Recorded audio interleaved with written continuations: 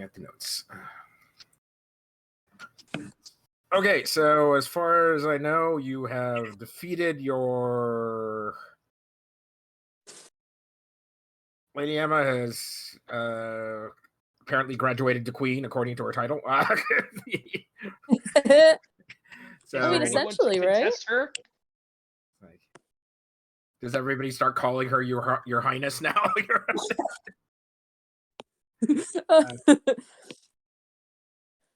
It's a right mess you've gotten us into, your highness. I feel like Lady Emma would just like roll her eyes every time someone says your highness. Like, I'm a person. Thank you very much.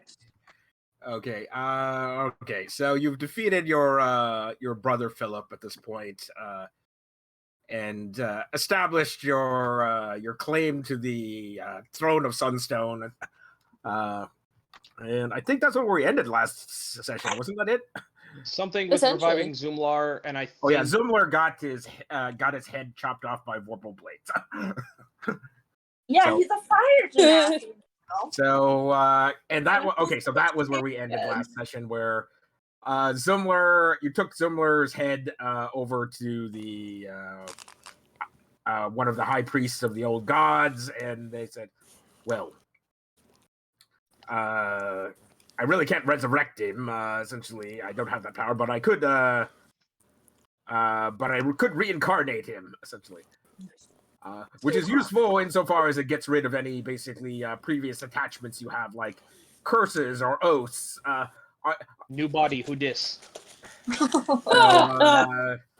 Zumlar's soul floating off in the ether decided that was an okay deal, and has redone his oath at this point, and is no longer dedicated to the curse of Tir na Nog, basically the eternal revenge that was sworn by the king or queen of Tir na Nog. So, and he's become a devotion paladin to basically the cause of the Summer Court at this point, and wields the Summer Blade, the champion sword of Tir na Nog. Let's see, and that's where we ended last session. Yes. Okay, so the let's see here. I think the next natural evolution of things would be that the wedding happens essentially for Emma and the huntsman at this point, unless we want to do something else. It was that, and it was fighting the high priest. It was one of those, but I'm down for a wedding.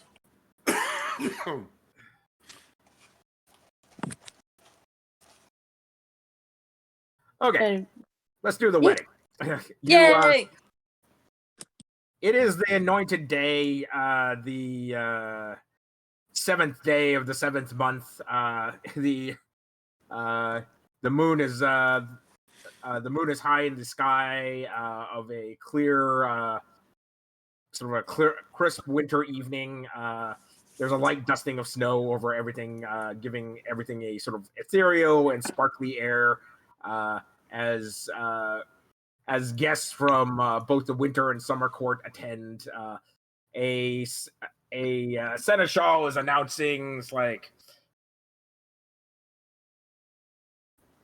"Our High Lady of Sunstone, aunt of our dear of the current Queen of Sunstone, Victoria." It's like is your aunt Victoria, your great, arrives with sort of a willowy male fae at her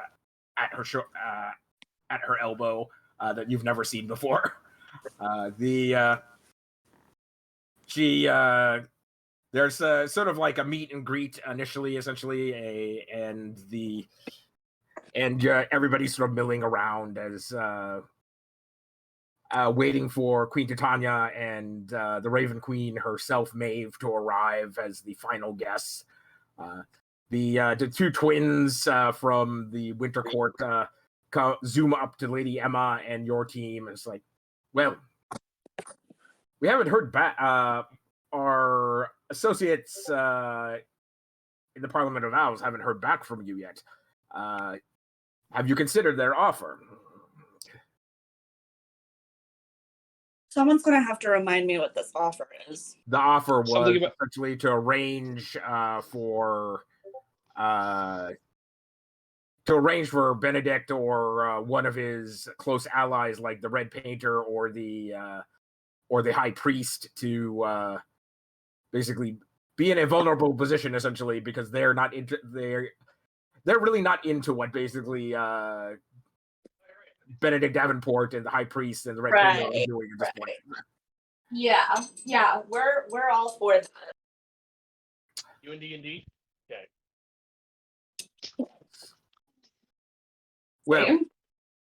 Well, Your Highness, we expect and friends. The opportunity for this offer is the window is closing soon. The High Priest, the three of them as a triumvirate will have completed their preparations in Carcosia in roughly about a month's time from now. If you have not basically done something about it by then, essentially we will have to move on our own. Don't worry, we'll get it done.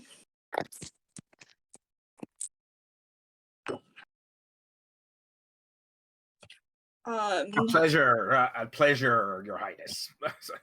As the two twins bow in unison and make a deep bow and exit stage left as a congregation, basically, there's this giant conga line of Fae, both male and female and various other creatures in between that have come to meet you and the huntsman, as you're sort of like, your mouth is beginning to hurt from basically permanently plastering a smile on, and due to basically some annoying individuals basically applying a strong grip to your hand, essentially it's like your fingers are beginning to ache. The huntsman doesn't seem to be bothered by this, but Emma's going, I am definitely not used to this. So the huntsman leans over some.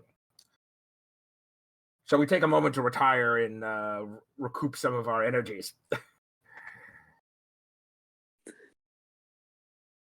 He's whispering over to Emma at this point. Yes, sure.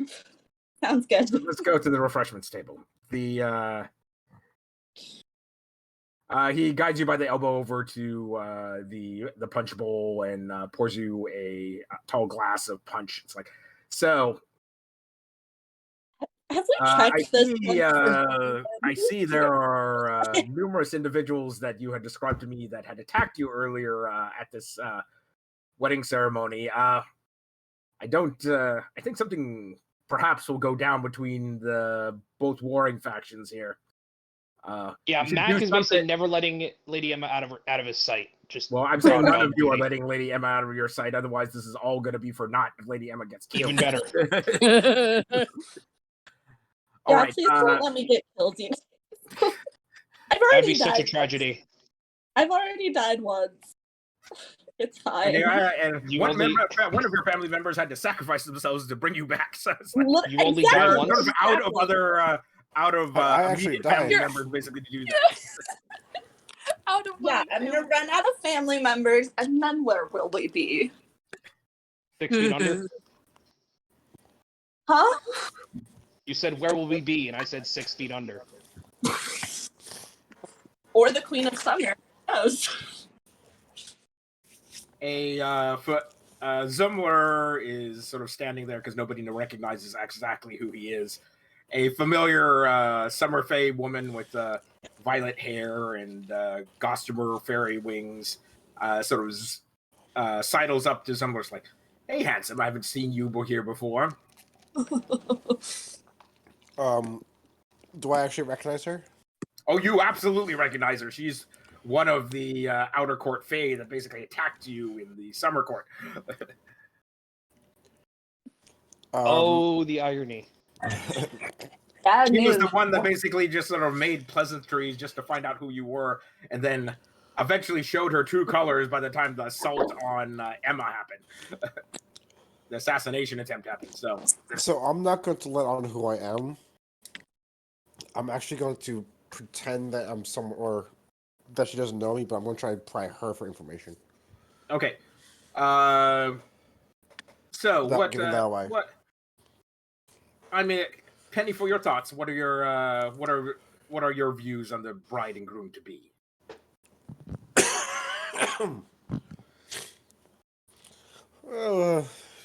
Queen Ebba is very lovely, and the huntsman, well, we fought before. We fought alongside each other before. No. You're an ally of the huntsman, then? Yes. Okay, I need a, what is it? I need a constitution save. Oh! Oh, God.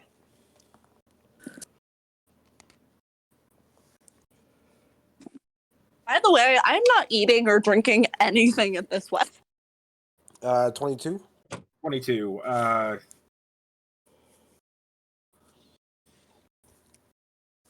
You feel a like slight prick at your elbow, and then basically like feel woozy for a split second, and then it's like shake it off. But you're not feeling well. It's like, oh, good night. Are you not feeling well? Perhaps we should retire into a separate room. Owl's gonna scurry over and just, it's just that way. I'll take care of it, and like tries to lead him. You recognize her, and she recognizes you as you ferry him away, and she scowls at you. And she basically makes a harumph noise and basically spins on her heel and steps off into the crowd. Just Owl's gonna turn to Zumlar. Just, dude, you okay? She just pricked me with something. All right, Zumlar, spend 5 lay on hands to clear the poison she just poisoned you with. So, I was going to what's it called? I have protection from poison. well, either way is fine. So if you want to cast protection from poison, that's also fine. So, all right, your head clears up immediately once you basically establish the enchantment, the prayer over yourself. It's like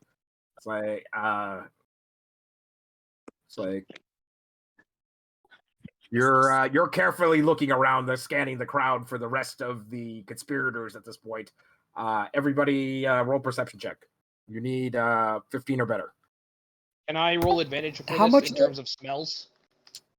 There's a like slight-based thing? there's a huge amount of confusing smells here. Gotcha. Because both the Winter Fae and the Summer Fae like wearing perfume, so just like it's a riotous competition of basically various odors and pleasant but basically confusing. How much of my my drug package or opium would I need to drug the refreshments? Further drug the refreshments? Well, if you want to drug the refreshments, that'd be perfectly fine. I just need you to make a sleight of hand check. You're going to use up basically like about a quarter of it. There is a large entourage of people. There's a large number of people on the guest list here, essentially. Your Lady Emma's aunt effectively set up the guest list when Emma basically asked her, it's like, why are the outer factions basically even here? They don't even approve of this wedding. It's like, we can't avoid inviting them. Otherwise, essentially, it's sort of like an open declaration that their vote doesn't matter. I got an 18. In which case, basically, they would not basically be willing to abide by the terms of the peace treaty. So we invite them, or basically we have a civil war on our hands. This isn't a democracy. Just kidding. She's been called a queen for no reason. All right. I'm just kidding. Owl, in owl fashion, does not know what's going on. She rolled a 4. Okay, She's like, all these Zumlar, Krishana, She's Mack. not all right now.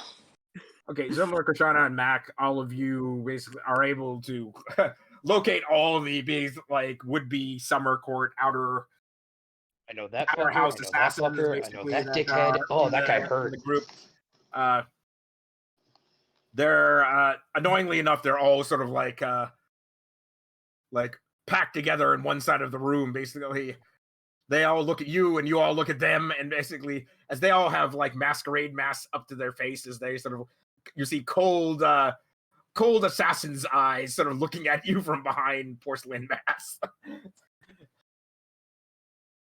Cool. Question: do we know if Lady Titania and Lady Maeve are for this marriage, or if they're like indifferent and they're just here as visitors, or like They are what both are their for, stances? They are both for this union because it will Yeah, we really talked to Lady end. Maeve. The hope is this will end open warfare between the winter and the summer court, which has been going on for like something on the order of like 400 years. All the time Lady Emma has been away. Yeah. So if like the dissenters were known to be here, is it really more of a civil war and more of just a civil disturbance? If that's the case, like how quickly could either queen snuff this out? Is the question. It's like I mean, this is going on for there a are while.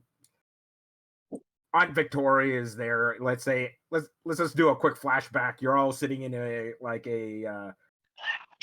sort of sitting in a waiting room, essentially, or lounge, with comfortable chairs, seated around a fire. Victoria's doing some knitting or embroidery. It's like, Good pastime.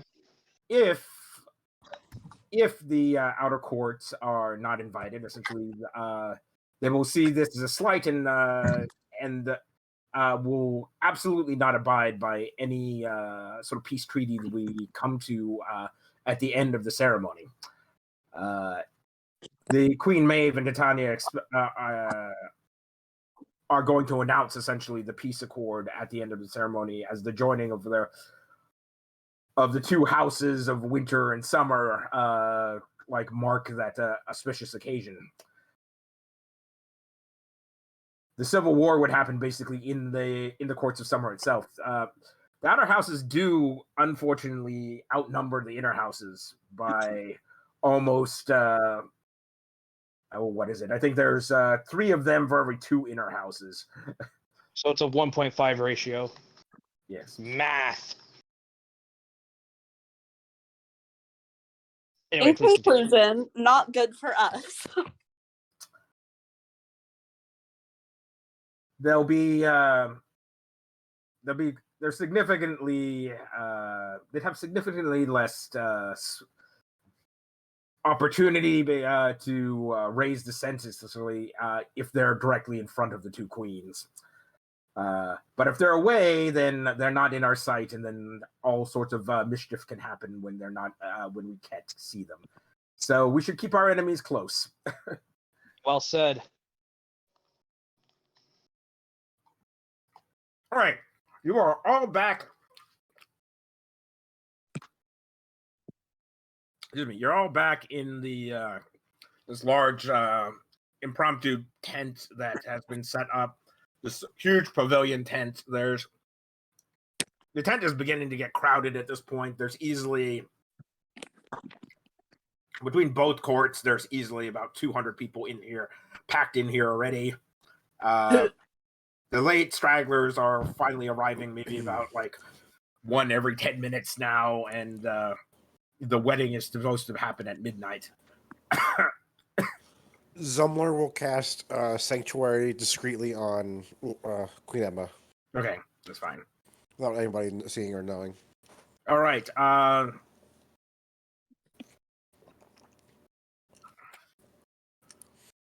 The summer the outer house factions seem to be beyond you guys. Now that you've spotted them, essentially, they seem to be staring at another group of like winter fae dressed in their gothy nobleware, like directly across from them, a kitty corner in the tent.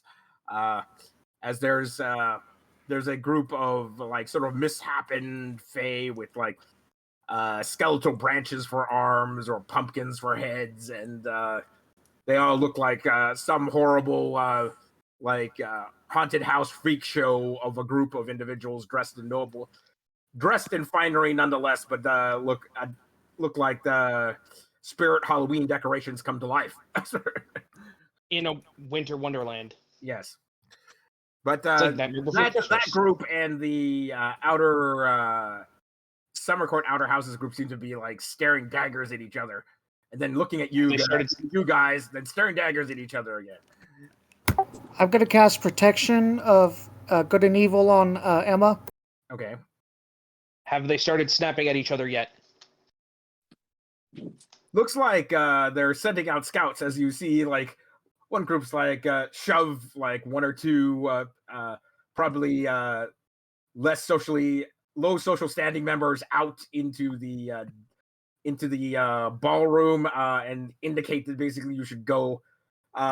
They should go basically over to the other side. The two members that have been picked out seem to be very recalcitrant to do that. It's like, I'm not going over there. I'm going to get killed. It's like, you're going to go over there and find out basically if we can arrange a alliance of convenience.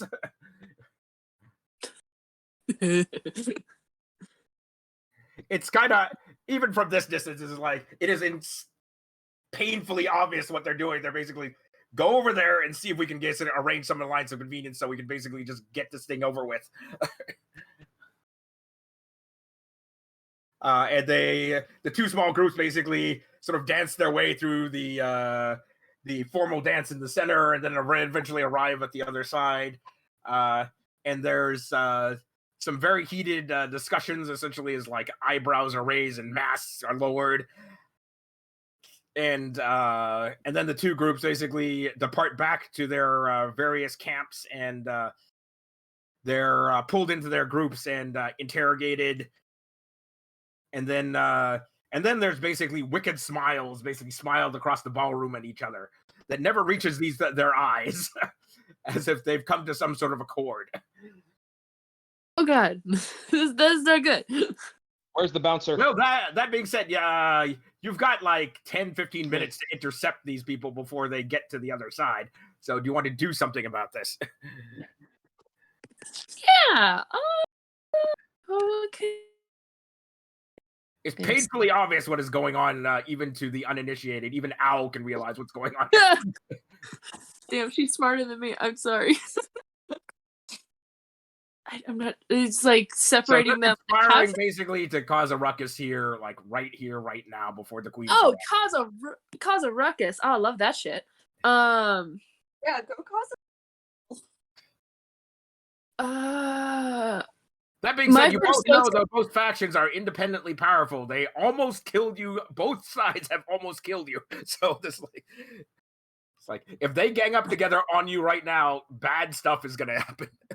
Yeah. What's the plan?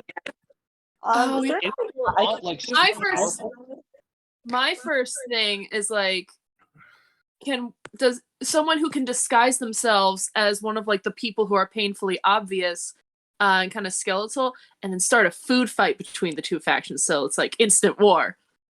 I'm just saying, I don't think I can have like a transforming thing, but well, Zumlar has a hat of disguise. I think various of you have masks of disguise from the Goblin King's masquerade, so I think all of you actually technically can do something. Okay. I think only Mack basically can't. Okay. Owl's gonna try to disguise herself as like the new people that just came in, kind of like sneak into the crowd. And she's gonna. And which side do you basically try to get to not to negotiate at this point? Do you want to go to the winter side or the summer side? Fuck. I guess the summer side. All right. Well, at least they're pretty. Let's put it that way. It's like, they aren't frightening looking, though, or they probably are frighteningly powerful. They are at least basically gorgeous to look at. So, you rearrange your wardrobe and visage to look like a scrawny gray-skinned elvish woman, basically with dark raven hair that is in a really severe bun, with a pair of sort of what look more like knitting needles than hair ties, basically, like sticking out of her hair. I love. capped with spiders. You sort of like skitter up to the edge. It's like a particularly handsome elvish noble with golden skin and fierce yellow eyes steps right up to you. It's like, you seem to have gone to the wrong end of the ballroom, Winter Fae. He has his hand on his ceremonial sword at the moment. Are you so sure about that? A purring, pleasant voice of a woman calls out over her shoulder. Oh, let the young miss in. She's obviously a messenger from our would-be allies across the way. As they open a circle from you as you look like you're about to step into a lion's den. Like as this beautiful woman sort of like motions you makes a come hither motion with her finger. I was just thinking, oh shit. Yeah. So she goes, just. Where is your partner? Did he get intercepted along the way? Yeah, he's currently being held up right now. Well, unfortunately. Speak your piece, young Raven. What, or should I call you Spiderling? Oh, Spiderling, wait, that's cute. just she like shakes her head, just like trying to remember to say in character. Spiderling will work just fine. So what do the rebel factions in the Winter Court propose? Oh god, yeah, you're right, I do have the crown. Okay. So just to make absolutely clear, sorry, I'm a little slow. Today was a big day. So I'm talking to the people who are trying to like make an alliance against Emma, right? Yes, they're talking to the outer courts of the summer. The outer basically houses of the summer court, the ones that basically want Emma dead. Okay. But they've sent some messengers over to the Winter Court rebel faction at this point. It's like, well, just for now, we can be allies so we can get our shared objective done, essentially. I've tried to mimic Owl and go to the winter side and do the same thing that she's doing. Okay. Yeah, so I'm going to look over and I'm just going to say, I'm not supposed to let you know this, but they're wanting you to fuck right off. God, what am I doing? Okay. She leans in, basically, and her eyes basically glitter with rainbow fae energies. I just wanted to let you... Am I sure I heard exactly what you just said? Is it like... A little crude, I understand, but okay, so I need a wisdom save at this point. God damn. Fuck. Wisdom save. Nah, dirty 20. Dirty 20. All right, you resist her attempt to basically mesmerize you and see if you are like... It's like, you did. Little Spiderling, you have made a fatal error. As you feel this basically icy cold blade stab you in the kidney.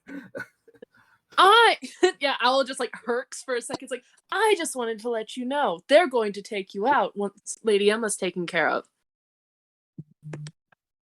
She motions for the knife sort of twist in your gut. Okay, so you've taken 25 points of damage so far. It's like, interesting. I would expect you to die from that, but that you have not perished indicates perhaps they have not underestimated us after all. Of course, we're not going to be friends. Of course, we're not going to be friends after. So it's like, but what of basically a temporary alliance now to take care of the huntsman and Emma? I'm saying it's going much further than that. I'm saying it's going as so far as once this side is done, every one of your party is going to be taken out. Of course we're going to do that. It's like, we both understand that's going to be the case. I'll just like internally panic. There's another twist as you take another 10 points of damage. Can Zumlar roll perception to see if he God sees damn this? it. Zumlar is like, there's like 20 of these guys. Walking into the middle of them looks like the worst idea ever. But you could cause a distraction or something, and perhaps so that Owl could escape. That is what I'm going to do. Okay, so what is your proposition for a distraction at this point? Let's see. There's some courtly dancing going on in the middle. There's several chandeliers hung over various points, including the group that has Owl at the moment. So you can drop a chandelier on them. Yeah, that's what I'm you going could to do. just drop part of the tent because it is a tent, right? I'm going to drop the chandelier and then burn some of them at the same time. Okay. Oh shit. All right, you Zumlar like sidles up to basically the mounting point for the chandelier where it's been pegged down to the ground. The supporting rope has been pegged down to the ground, and he slices it with one smooth motion with the sword of summer. It's like, wow, this thing is really sharp. it's like for future reference, a sword of sharpness is effectively the fantasy equivalent of a lightsaber, so you can cut through any inanimate object with a sword of sharpness. Nice. So you pretty much just like casually, basically unsheath an inch of the blade, push it up against the cord, and it slices straight through. And the okay, Al, I need a perception roll to see if you notice the chandelier coming down before the people around you. Oh, okay, that's not bad. 17. All right. You happen to notice the chandelier is like coming down, and you dive off to the side, unsticking yourself from the knife. It's like the guy with the knife basically is like who's that golden-skinned, handsome individual is like looks confused for a second. Is like, where are you expecting to go? As the chandelier lands on him and everybody around him, as there's lots of like as you basically combat roll out of there, roll athletics or acrobatics to get out of there. Yeah. Owl, at the same time, Owl's going to shout, "Not there!" 17. All right, you basically take a running dash towards the edge of the crowd, and then power slide underneath, hike up your dress, and then power slide underneath the between some people's legs as you zoom out into the dance floor, and jump back up, and as Zumlar basically grabs you, and basically you both like sashay off into the evening as you dance into the middle of the ballroom. As you're amazed that basically all the dancers in the center of the ballroom are still dancing after that giant commotion in the corner went off. Krishana, you're sort of looking back that way. There's a from the like rebel Winter Court faction. There's a lot of clapping and hooting and going and wicked laughing. It's like that's the funniest thing I've seen all day. I'm gonna try and convince them with my crown that if they team up with the king and queen of the Winter Court, they can get them on their side to take out their opposing faction of the Summer Court that's attacking the king and queen. So you're offering us an alliance, essentially. Is that so? So Emma and the Huntsman are offering us an alliance. I don't see why not. If you help them take out conspiracialist or terrorist, insurrectionist. That's what I was thinking. So that lot over there, it's like our sworn enemies. You want us to attack them? Yeah, look, they just attacked a member of Emma's guard. No, that looked like one of ours, and a weak one of that. Oh, silly thing. You don't know how these intrigues work, do you, sweetie? And she's gonna kiss him. All right. All right, so you try to basically beguile this guy. He sort of like has a head of a pumpkin and the face of a skeleton. He's not particularly the most handsome thing to smooch on, but he's like his black hollow sockets that are eyes sort of like swirl with rainbow energies for a second. It's like, you're right, dearie. Like, you're not half bad, and I could use some summer Fae blood on my hands. Come on, boys. As they start marching across the intervening space and start heading towards the huntsman at this point is whispering in Emma's ears, what exactly did your friends basically, what were your friends' plans? Because it looks like we're about to have a battle royale here, right now. Emma just sort of shrugs like, I have no idea what's going on, and I'm not sure I want to know what's going on. They're your friends! I'm duty-bound to try to put an end to this before some blood is shed. So Lady Emma just like holds him back and is like, let's see what happens. Like, it's obvious what's going to happen in like less than 5 minutes. Essentially, there's going to be a mass battle here right in our wedding. She's gonna ask him if he has a better idea of how to stop the opposing faction from essentially murdering her at her wedding. We just need to keep them separated and away from you and I. As the husband steps up basically and starts gathering together. So it's like, I must be off now to basically gather this rogue faction in tow at this point. Do whatever you can with the Summer Court to basically do the same for the Summer faction. Lady Emma's just gonna just shake her head like, I am not in charge of that faction. They are trying to kill me. You have allies here. Get help from your Aunt Victoria. As he grabs basically several of his men and starts heading off into the crowd at this point. All right, Lydia's gonna go head over to talk to her Aunt Victoria. And Victoria is looking at us like, what are your friends doing? My friends are trying to protect me from being murdered at my own wedding. But apparently that's not pleasing to the court, so would you do a dear favor and stop them from murdering me at my wedding? That was a low possibility to begin with.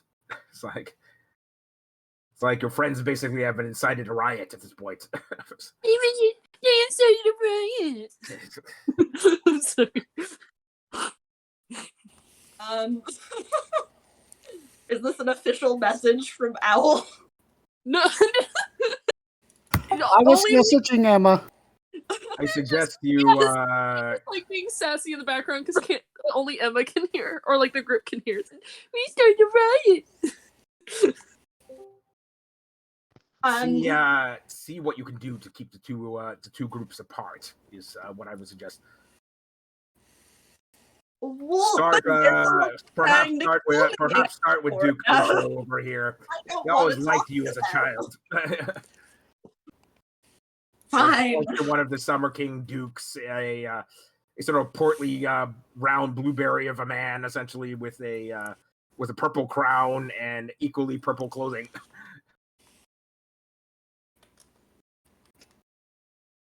Good morrow, good sir.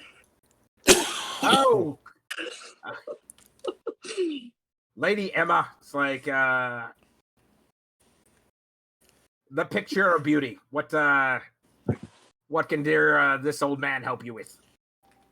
Well, There'll be some commotion over there in the outer court faction. It seems to me that there's a faction that wants me obviously killed, and I'm of course a bit nervous to go and speak to them myself, as I could be obviously killed. So I was wondering if you would be a dear and go talk to them for me. And what would the House of Otho gain by doing this? peace with the Court of Summer and the favor of Lady Titania and Lady Maeve for allowing this wedding to go through. So you speak for the two queens. I'm only relaying the favor which they have put on the wedding and relayed to me. Mm. And what of the House of Sunstone? Shall we be favored in your courts in trade and diplomacy? Of course. Then that's all I need, Lady Emma, Your Highness. As he deeply bows and gathers some of his men to go restrain the outer court faction. The outer court faction, as they've all basically seem to be super angry at this point and are marching straight towards the Winter Court faction at this point. There seems to be two thin lines of one thin line of Winter Court, a black line of soldiers, and a thin purple line of purple suited warriors, basically holding back the two factions at this point. Lady Emma's gonna go find her husband and say, I think we should get on with this wedding before we both get killed. This might, had been hoping for Lady Titania and Maeve's blessing, but that sounds like wise counsel. Do you know when Lady Maeve and Lady Titania will be arriving? They always arrive fashionably late, so I would expect probably 30 minutes beyond after midnight. But the anointed time is here at this point, so I think decorum. We were not breaking decorum if we hold the ceremony now. Okay. Lady Emma's gonna suggest that when they do arrive, they hold a special ceremony for the favor of Lady Maeve and Lady Titania, where they offer Flama to the as a offering of peace to both courts. Okay. Krishana is going to cast Prestidigitation and try to peer like the Summer Court insurrectionist is attacking her.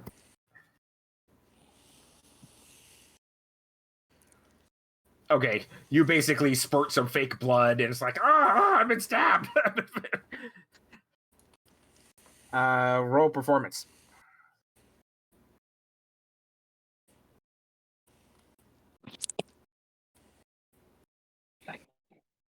All right. All right. Do you point to one of the Summer Fae that is supposedly have stabbed you at this point, or do you just vaguely gesture their general direction? Yeah, I was thinking more it'd be trying to make it look like magic missiles came from over there and attacked me. Okay, but yeah, I'm accusing them of attacking me. It's all right. There's Duke Otto's men basically. They pull the cordon in even closer. It's like, all right, who did that? Speak now. There's silence from the Summer Court faction because none of them actually did that. Just take this young lady to the medic. Well, all right. Do you allow yourself to be guided off to the medic at this point, Krishana, or you feign mortal injury at this point? Krishana's all in. Yep, she's gonna collapse and make it more worse. I love Krishana. I'm dying. You fake more spurting blood. It's like that scene from the Addams Family movie, the 2001 one, I think. Yes. Yeah. P.S. I got that masquerade mask, so I look like one of the Winter Courts. Yes. The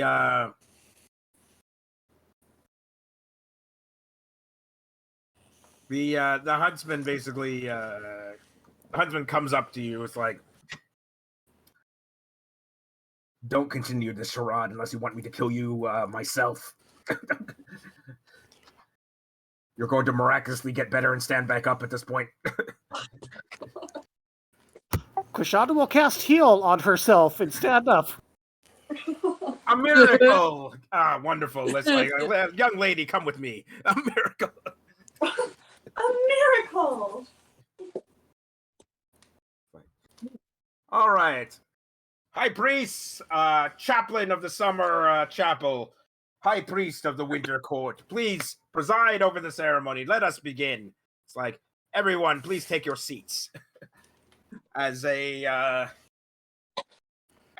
effectively looks like a white bishop and a black bishop, essentially, with both huge pontiff hats and a crozier, and the thing they hold in their other hand is different, essentially, as one of them looks like he's holding a big fat raven, essentially, perched on his wrist, and the other one has what appears to be a golden glittering sword made of crystal.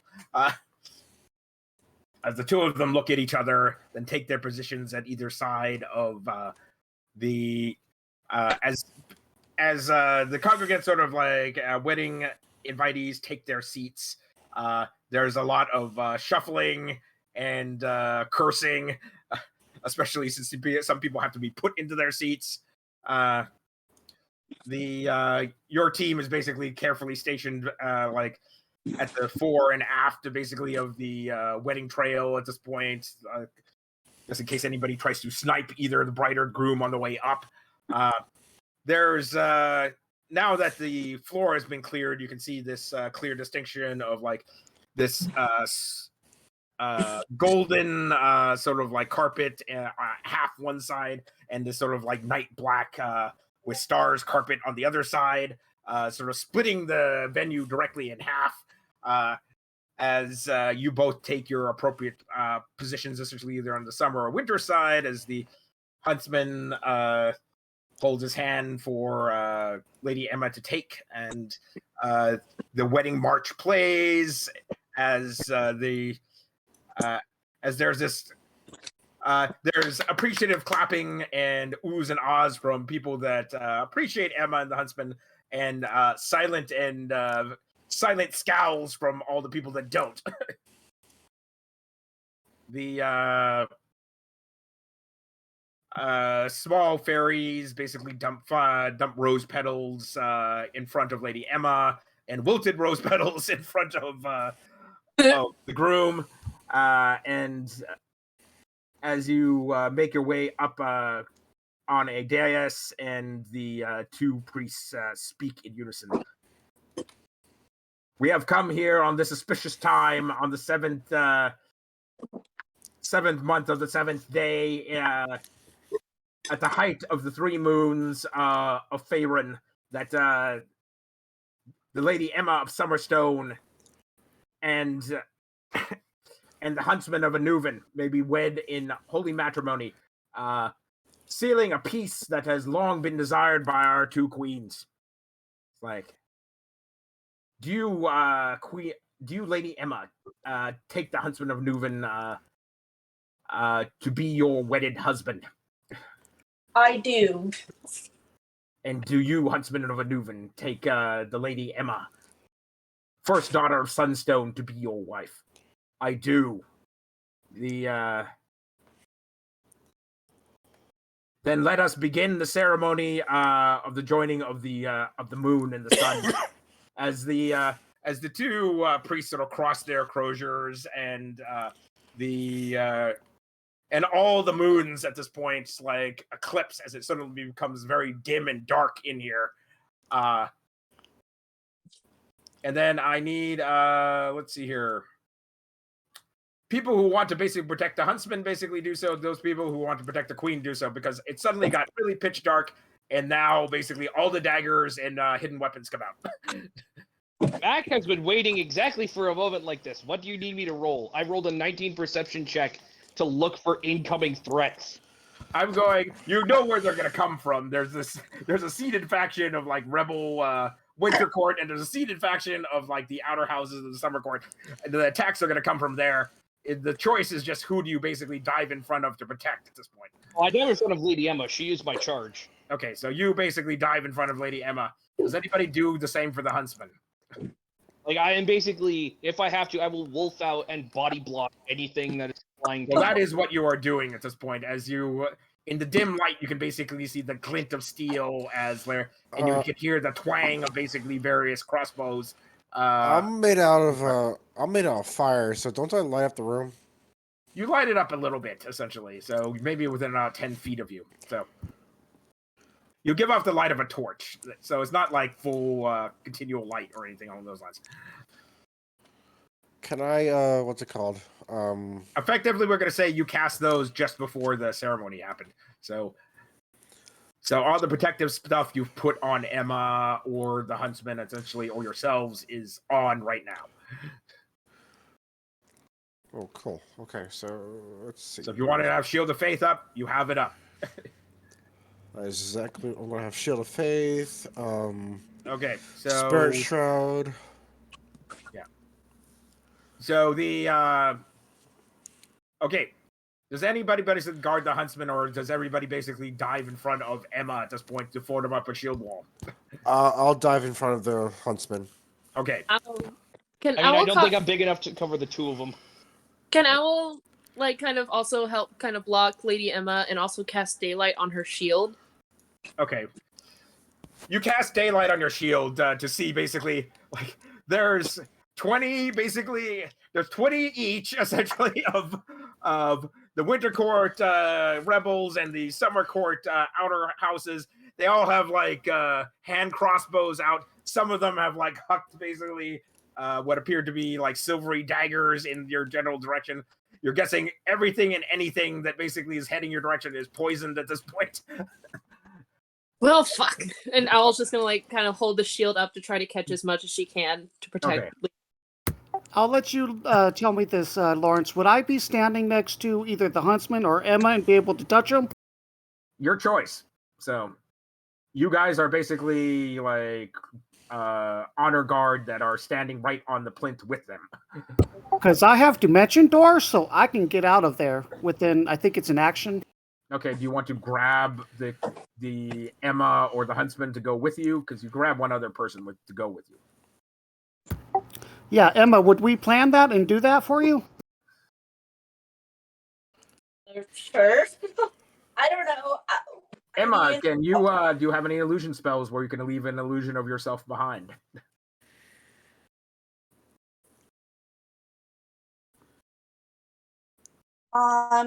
Good question.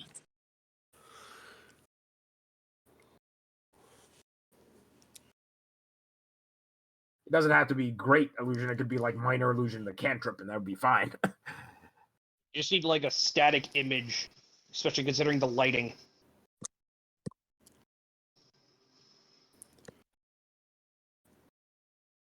I don't know that I have any. Okay, no, that's fine. So if you don't have any illusion spells where you can leave a phantom image of yourself behind, essentially, Can I summon a Fae who looks like me? you can summon a Fae to stand in your place, and There we go. Let's do that. okay. All right. All right. You arranged ahead of time to put a body double up there, basically. So, your Fae is standing in for you at the moment. Some of your bridesmaids and makeup artists have basically disguised her to look like you. We'll just say you're waiting off in the wings somewhere at the moment. Roughly about 70% of the attacks are all going for Emma at this point, and the remaining 30% are going for the huntsman. Let's see here.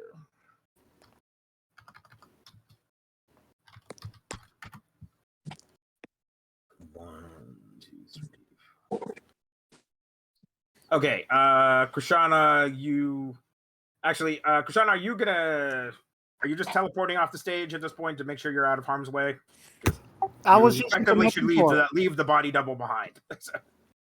Well, I have to go with her to take her somewhere, so I would be going with her. No, I'm saying Lady Emma is hiding off in a hidey hole at the moment, basically off to the side. So she's behind a curtain or something. Oh, well then, yeah, I guess I'd just be there and like squealing. You Yeah. just you just teleport to where Lady Emma is. Poof. Okay. Okay. Poof. All right. Krishana winks into existence next to you, Lady Emma. Okay. Al, Zumlar, Mack. Each of you take what is it? Let's see, 3 hits for. It's not a whole lot of damage each. It's like 6 points of damage each. However, you need to make 3 con saves. Okay.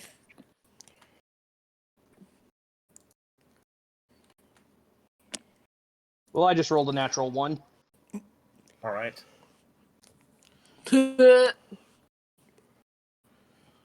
A natural 1, a 24, and a 26. Okay. 2. Oh, you and me both, huh, Owl? Right? I didn't want to say anything, but yeah. One of them Two got me real good. 22s and a 16. All right. Oh, sorry, 15. Okay, so DC is 18. Full damage is 30 poison damage. Half damage is 15. And I do still have protection with for poison up. So you are just simply immune then. Okay. Because that's something I would have put on myself. So the 30 damage Okay, from so the you said 3 different hits, like... So you need to make How 3 does- saves. Each save basically is against 30 points of damage. DC. Oh, 18. God. Okay, so, but half is 15. 15. Oh, Okay, so I only took 60, as opposed to the full 90. No. Yeah, 60. they do have a disadvantage to attack because I would have magic circle up. as Well, they're not considered basically outer planar creatures. So, especially here, let's put it that way.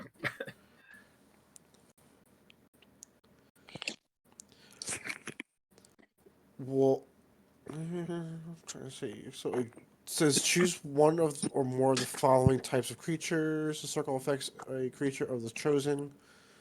So either celestials, elementals, fae, fiends, or undead. Okay, so you've just chosen Fae. All right, got it. Yeah. All right. Let me just re-roll some of these attacks here then.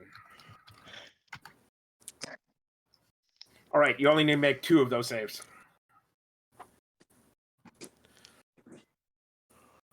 Like, all of us for the No, Constitution save? just Zumlar. Oh, okay.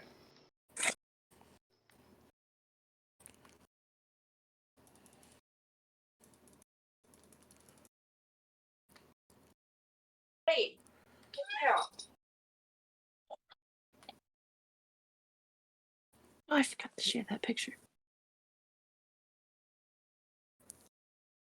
Okay, so anyways, if you have any concentration spells like Shield of Faith up, basically make a concentration check to maintain them. 3 of them. Spell?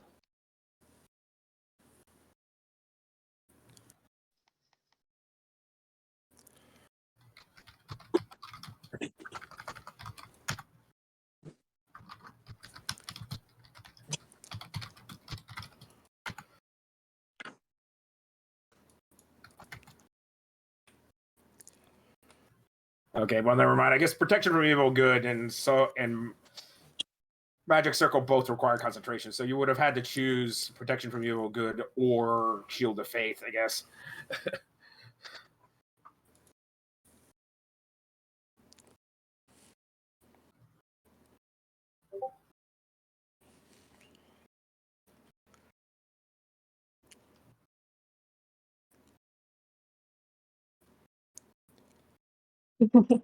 Okay, is everybody taking damage? Okay, it is now your turn, guys. Turn to act at this point. As Owl's daylight dazzles everybody, as you can see, painted clearly in like bright day, sunlight, bright as the day. Essentially, all your assailants basically was like, "Wow, freaking!" Like everyone went after us, just like they didn't even basically pretend not to be.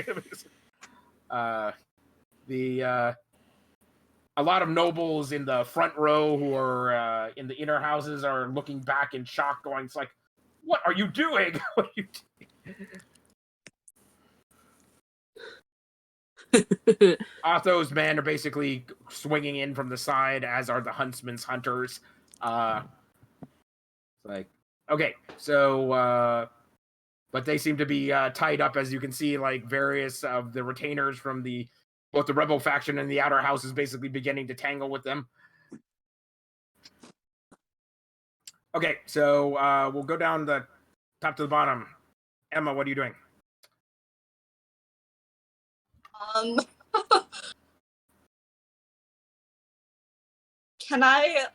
Where am I right now? I'm hiding. You're hiding behind a curtain, basically peeking through a slit in a curtain at this point, in one of the dressing rooms. Do I feel like moving from there? I feel like staying. Well, you feel relatively safe where you are, so. I feel like maybe I should stay put. I wonder if there's anything I can like offer to anyone else. Can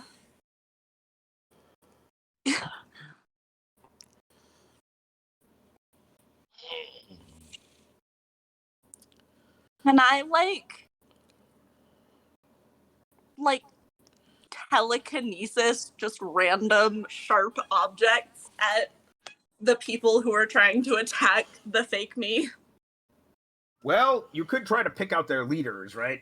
So all of them can't be leading this little queue. There's got to be someone in command. Right now, it's sort of like a mass confused scene, but perhaps if you look at it a little bit more carefully, you can see who's in charge on both sides. Okay, can I like telekinesis a knife like in his back? Well, it is a her, so it's like you're kind of on the summer side at this point in the summer courts, like dressing rooms. All the sort of maids in waiting essentially are all pressing up to the slit right next to you. It's like, wow, that is a big fight. That is a big. I'm just like, I know, right? Sounds like not my problem. Oh wait, no, it is my problem. Yeah. Okay, so Just a bit. so you're peering. So I need a perception check. DC, what is it? Let's go with 13 to recognize who's in charge. Please roll well this time. Oh, nat 13 plus 3 is 16. Okay, very good. So you notice that purple-haired woman seems to be giving orders from the back, and she doesn't have a crossbow in her hand herself. So it's like A nat 20 for me. okay, yeah, you're peering out. Yeah, the source of the light is directly behind you, so you've got a good view, and they're all a little blinded at this point. So you can see that purple-haired woman that had approached you earlier with the sort of glittery fairy wings. Is in the back, basically like directing some of the people around her. She must be one of the ringleaders. Okay, Yeah. so Aurelia, what do you want to do? So you spotted one of the leaders of this mob. What do you want to do? I want like to telekinesis like a dagger that's like in one of their pockets and just stab her in the back. Okay. Rolls it. Silverware.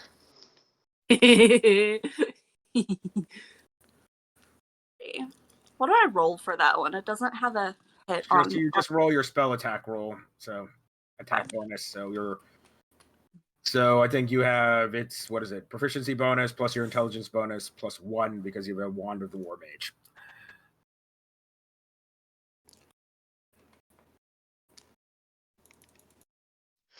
Excuse me. I'll calculate it. Ooh, fuck me. Come on. Ooh, inspiration to reroll that. Yes, you do. Let's do better this. Ooh, okay. 15 plus what was it? Okay.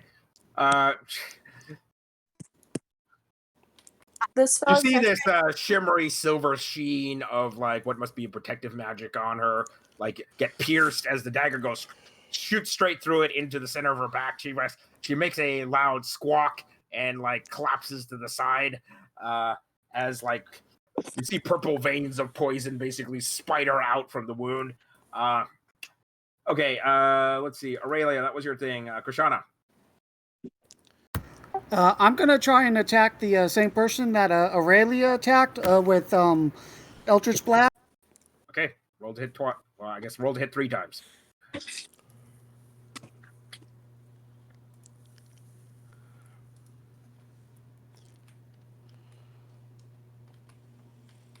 Are you gonna curse her first or no?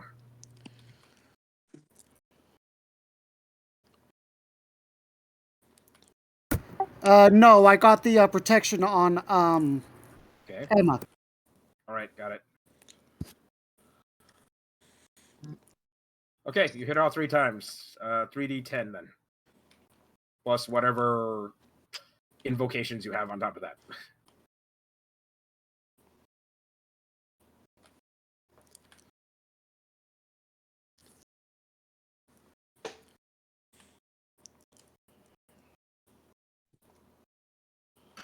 Okay, you drill her with 3 pinpoint bolts as her shield is definitely not holding up to your attack at this point. It just drills through her shield, her magical bubble with no problem as she falls to the ground with 3 holes pierced in her. She does not look long for this world.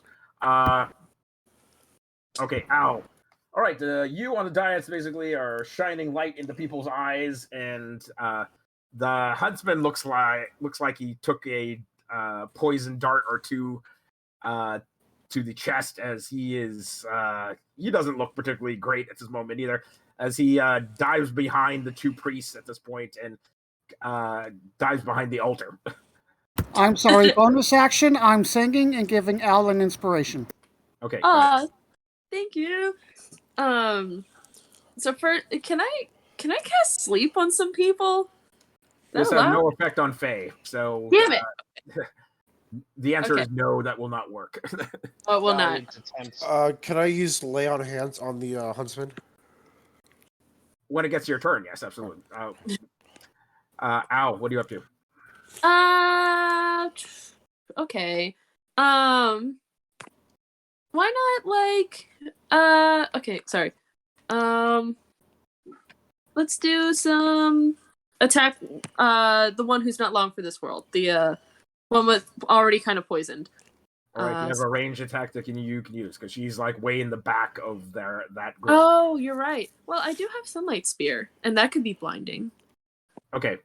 Let's do that. You basically you make a prayer and a sphere of sunlight forms like a baseball in your hand as you hurl it down at your target. Roll to hit. And it has the Walmart smiley face. Yes. Let me see. Okay, so that hit Sunlight Spear, and then I'm gonna do it my last 3rd level. All right, so 48.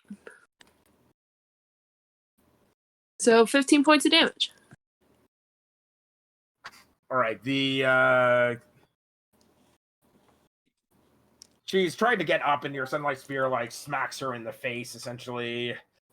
As it sears away her flesh, you can see this giant mass of yellow worms underneath. It's like, you gross! Not again! I will just couch this. Not again, damn it! As just for a split second, and then all the worms sort of seal back together and form her face again. She's looking around to see if anybody saw that. Looks straight at you and just like, and then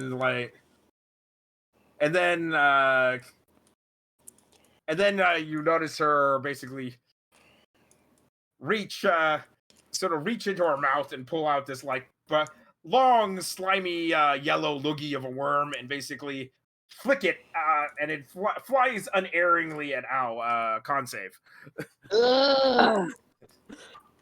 Goddamn con save. Okay. I'm going to use a lucky for that. That would be a good plan. Yeah, right? I have 3 I can use. There, 24. Cool. All right. You manage to deflect the worm away with the edge of your shield as it tries to. It basically lands on the front of your shield, sticks there, and begins to burrow through the steel of your shield as you throw down your shield and stomp on it a whole bunch, stomp on the worm through your shield a couple times, and then just a yellow splat on the golden carpet where your shield was. Owl's just gonna look over. It's like, what is wrong with you? Just over the entire crowd.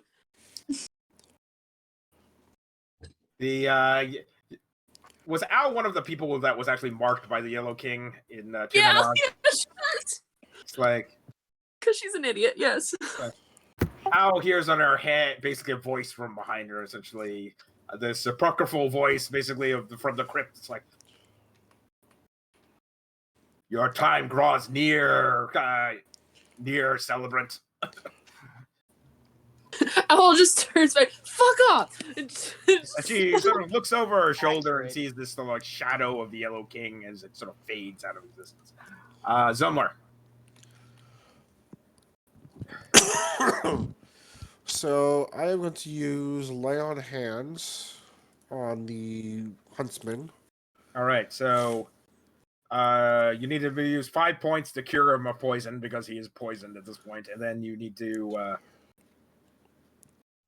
And then any other, however, any much else essentially you want to dump on him, that's your choice. So yeah, I will do the 5 plus. Oh, I'll do all 60.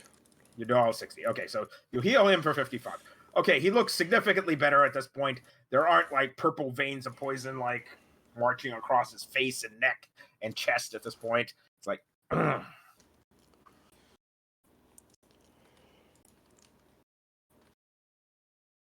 I must remember to basically keep the medics closer to me in the future. It's like, thank you, Paladin Zumba. Mack. Mack, bonus action is going to summon his Echo, rush over, grab tables from somewhere, assuming there's some sort of table nearby, and use them as like makeshift giant shields. Okay, well, there's the altar if you want to flip it over and use it as a shield. Well, I got me and I got my Echo, so it's like double the surface area of shield.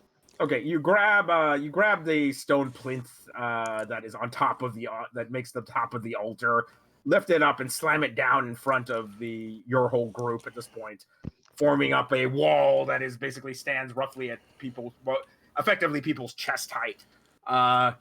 There's a clatter of more crossbow bolts and blades, poison blades that clatter off this outside of this thing. All right, about that period of time. Let's see.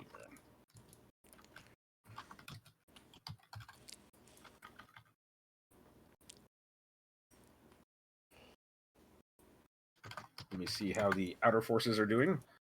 All right, the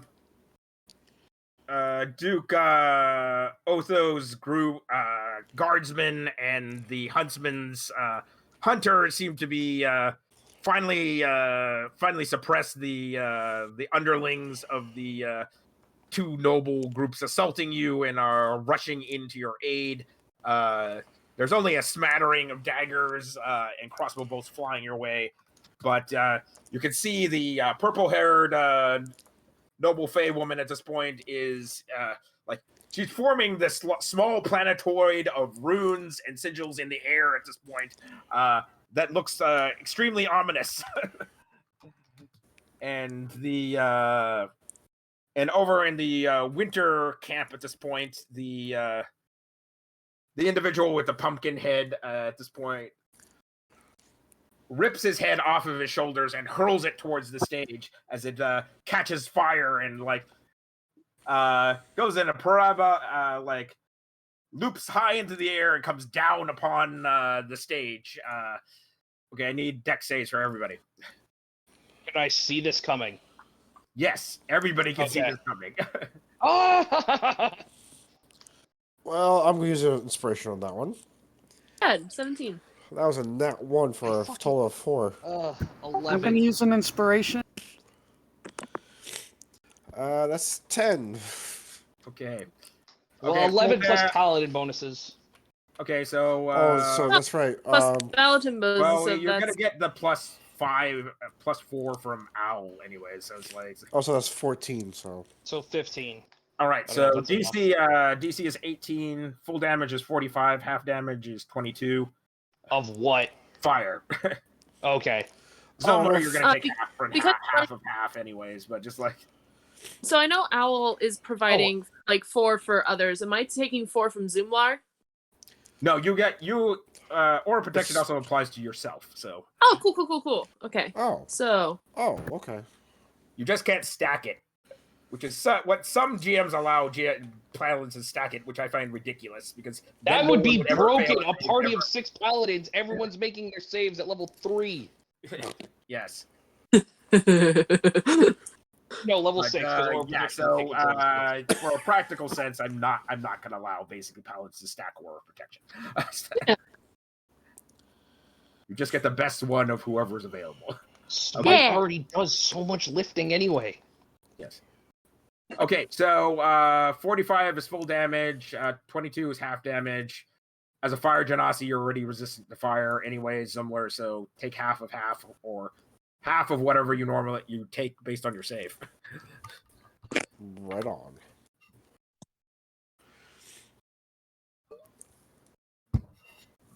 Okay, the small planetoid of magic looks like Emma has seen the death spell cast once before, just like that's gonna instantly slay somebody. Do you try to dispel it or otherwise counterspell it, Lady Emma? I'm gonna try to counterspell it. Okay, roll me a d20. How much was half damage? You're not there, Lady Emma. Oh, You're well, in you and Krishana are in the dressing room to the side. Only the people on the altar have to worry about this giant Julhane fireball that just gets thrown. All right, let me see here. Dispel magic. Either What one is will work at this point. You're sort of viewing the scene as like, and you've got a moment to see. Oh, she's gonna cast a death spell, and but that's bad. I should probably intercept that. Wanted me to roll Arcana? For my No, you recognize it is a very distinctive spell. Let's put it that way. It's one of the most famous higher level spells that like archwizards can cast. So it's just like you're going, oh, that's bad. I need to stop that. That's bad. I'm gonna cast a level 6 counterspell. Okay. All right. The death spell basically discorporates and all the runes sort of fall out of the air, and as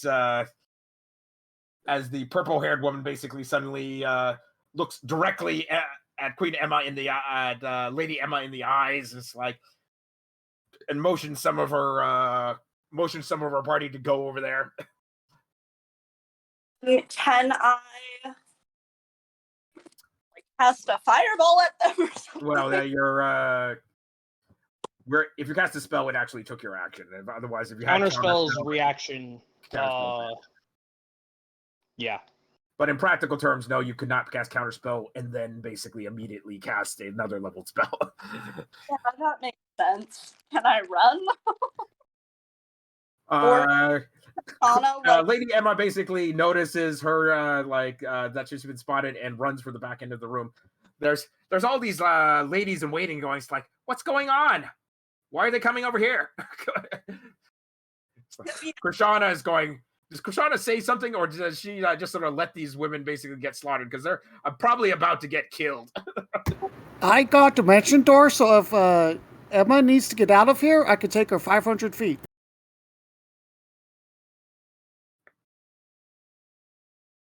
Okay, I guess does Krishana basically feel bad for the ladies in waiting like hanging out in the dressing room at this point? Yeah, she's gonna take a insanity if she just leaves and lets them die. Okay, do you yell to get out of here, run away, sort of deal? Okay, you shoot them all out of there, basically. So women start running out of the dressing room, giving you a momentary respite as they try to shove their way past them to get in there. Only one of them gets stabbed, and it looks as they're going, oh, that's bad. Okay, where would you like to teleport to at this point? Emma, where are we going? So where are we right now? We're at the whatchamacallit. Well, you're in the dressing room off to the side on the summer court side of the ballroom. You could teleport behind the altar with your husband. You could, but that's in the hot spot in the middle of the fight. You could teleport to hopefully another like secluded spot, maybe like a gazebo outside.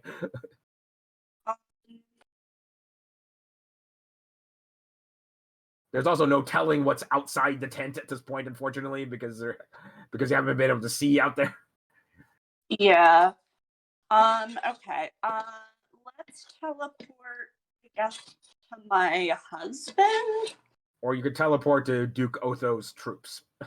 Oh, let's do that. That sounds good. Okay, you teleport next to Duke Otho. It's like, my lady. It's like, thought we had lost you there for a second.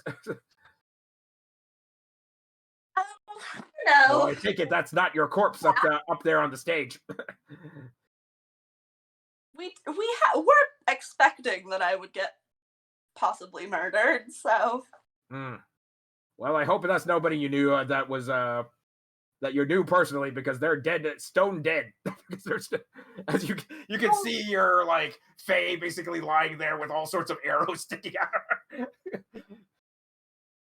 Shame. All right, Duke Otho basically gathers pulls in the cordon basically to guard you. Okay, Al, what are you up to? Okay, sorry. So I gotta first heal. So I'm gonna cast Cure Wounds on myself because I'm at 8. You duck behind, they tipped over altar to give yourself some cover, and you have lay on hands, which is superior to Cure Wounds. So how many points do you want to heal?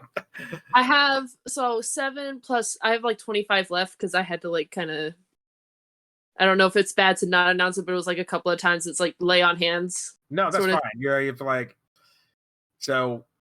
Yes, so you've I got had 25 left. It would be better than a Cure Wounds, so I suggest using that instead. So. Okay, yeah. Is there also I know last time we used like 3rd level spell slots, but could I use like the whole left hand thing for 2nd level spell slots, or is that just not responsive? Let's see here. Do you actually call on the power of the rune in your hand at this point, because you've never actually done it before? Well, I mean, just that last game, or like that last time when we were fighting her brother, I will just kind of like let the intrusive thoughts win, and that's kind of like it was like a takeover. So, but yeah. I want to try it. I need an Arcana check essentially to actually use the rune embedded in your hand. 17. All right. There's sort of a dead altar boy, sort of with multiple like poison crossbow bolts sticking out of him next to you. You grab it. You basically place your left hand over his face, and his whole body withers into a decayed husk as you gain 10 temporary hit points. Okay, that sounds nice. All right. He wasn't using them. Yeah, exactly. He was already dead. All right. So you've laid on hands yourself. You've sucked some life out of you sucked the soul out of some hapless kid, and now it is Zumlar's turn.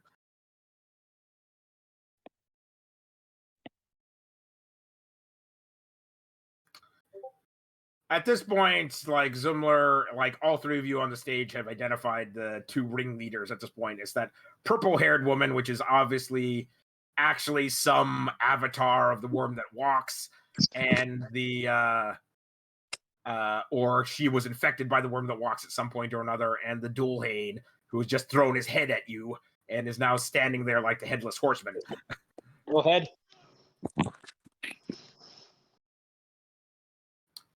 So Zumlar, what are you up to?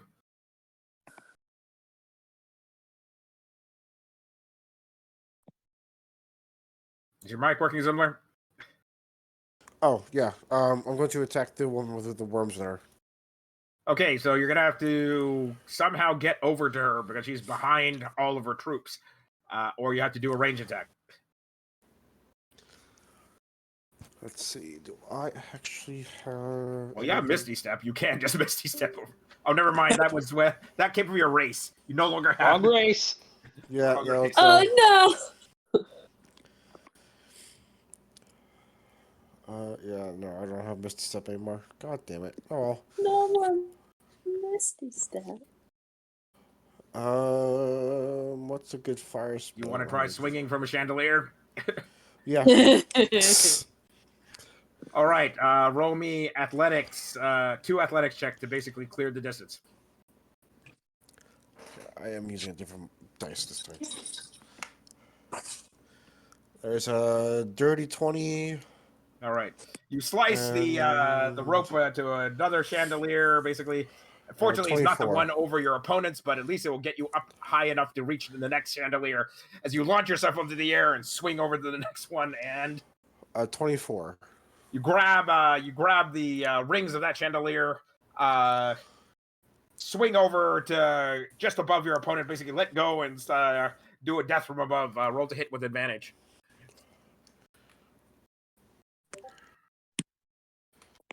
Okay, let's see. As you drive your whole body mass behind the point of your sword, and Nat 20. all right, you slice her in half cleanly from top of the head down to the waist as she falls apart in 2 halves. Right, there are all sorts of like yellow squishy worms basically run out of her basically hollow husk like the maggot races as they scoot off in every direction.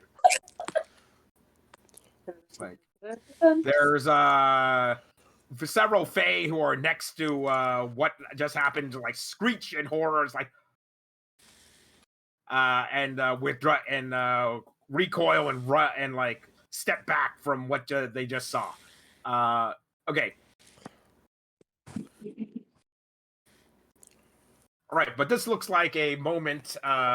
This looks like at least the Lady Emma. This looks like a moment where the morale of the outer court is shaken. However, you might be able to wrangle them in at this point, saying it's like you have been tricked.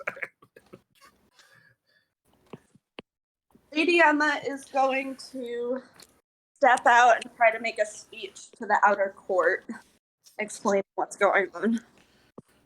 All right, roll persuasion. So what are you explaining to them, by the way? Can I aid her? Yes, sure.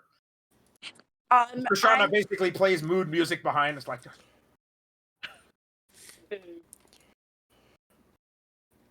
something along the lines of, friends of the outer court, though you may have been convinced to attack me, this was the workings of a much more evil being who has now been taken down. She was not true Fae. She was of the worm that walks.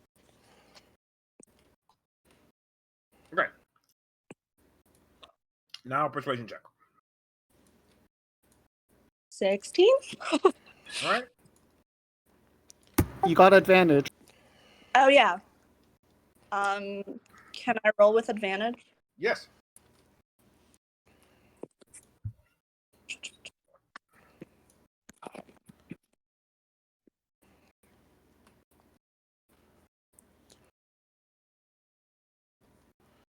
All right, we'll just say 16 plus 4. Okay. So 20. All right, no problem. So you, the outer houses of Summer Court like screech to a halt as they look at the remains of their leader, look at you, look at the Winter Fae. The Dolhane is basically switching his two-handed scythe from one hand to the other. It's like, What does he look like? He has no head. well, I'm saying he just looks like a headless body, basically switching his scythe from one hand to the other. He's not commenting because he doesn't have a head at the moment.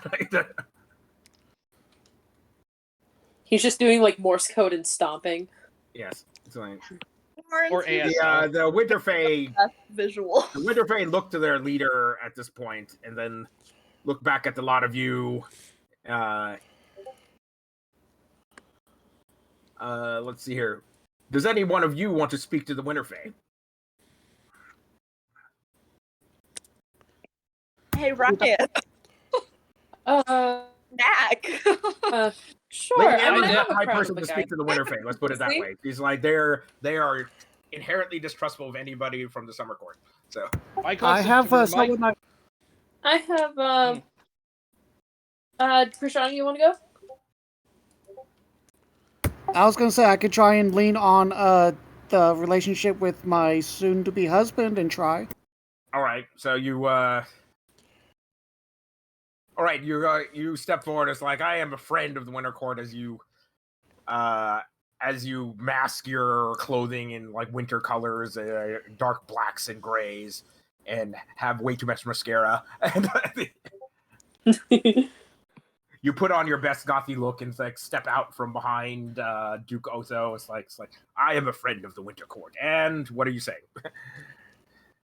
Now is the time to stop fighting and prosper together, build our businesses, and she's trying to appear to the greedy people through trade and cooperative work. All right, so go ahead. That's not a undoable plan. Persuasion check.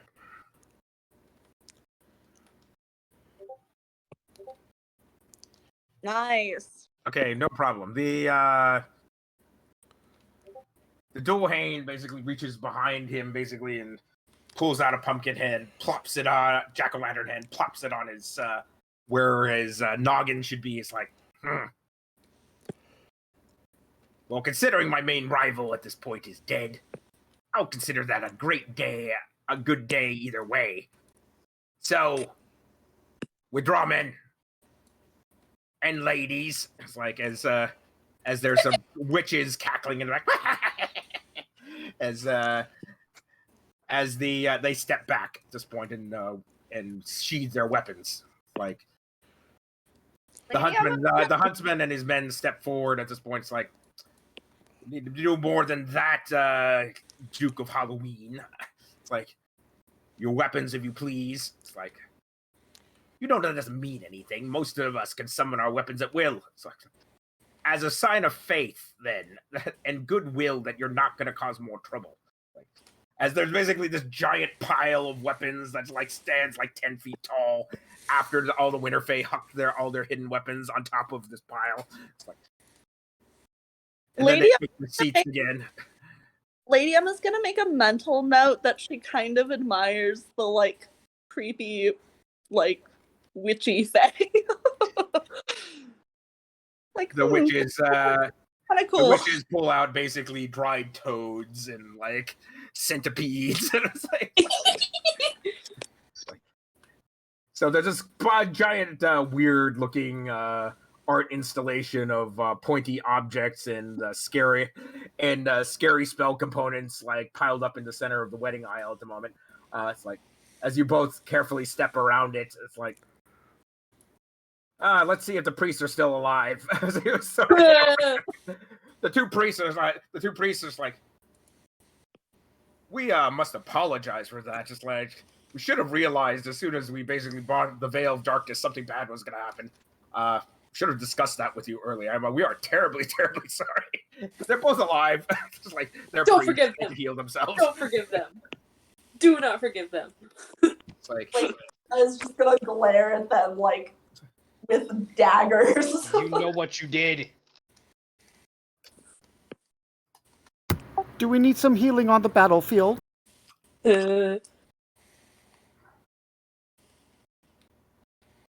Well, some people Yeah, are probably 'cause I was still at about 20 or 43 30 without down, the but, temporary. yeah. Mack is at 28. I have 133 for reference. Okay.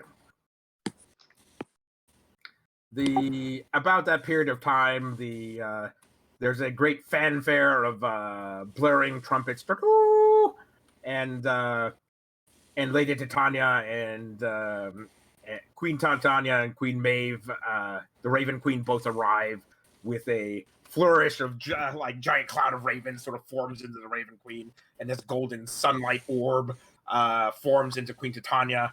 So it's like you always like Emma always remembers them being a little larger than life, but you always remember them. You've always seen them sitting down, but you realize now that they're both extremely tall. They're almost like 11 feet tall. A giant Tower over all the other Fae in the room. Lady Emma is gonna greet Lady Tanya and Lady Maeve and welcome them to the ceremony. All the Fae in the room basically take the knee at this point and bow their heads before the two monarchs, basically of the two courts. They speak in turn. It pleases us that each of you have gathered here today in order to celebrate the making of a peace bond between our two courts. That we may set old blood feuds aside, and that we both courts may prosper. Again, it's like forming the balance between the light and the dark, the summer and the winter, the fall and the spring. You all may rise. It's like, as Queen Titania is like, priests, you may step aside. We will conduct the rest of the ceremony. As the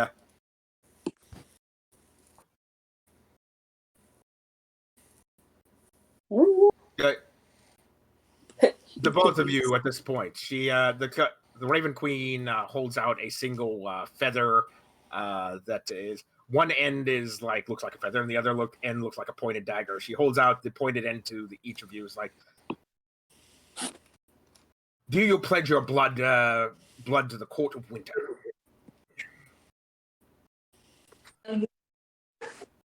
Lady Emma is gonna say yes, and that she pledges herself to both the winter and summer courts, and that she offers their child Mama as a flame of peace between the two lands.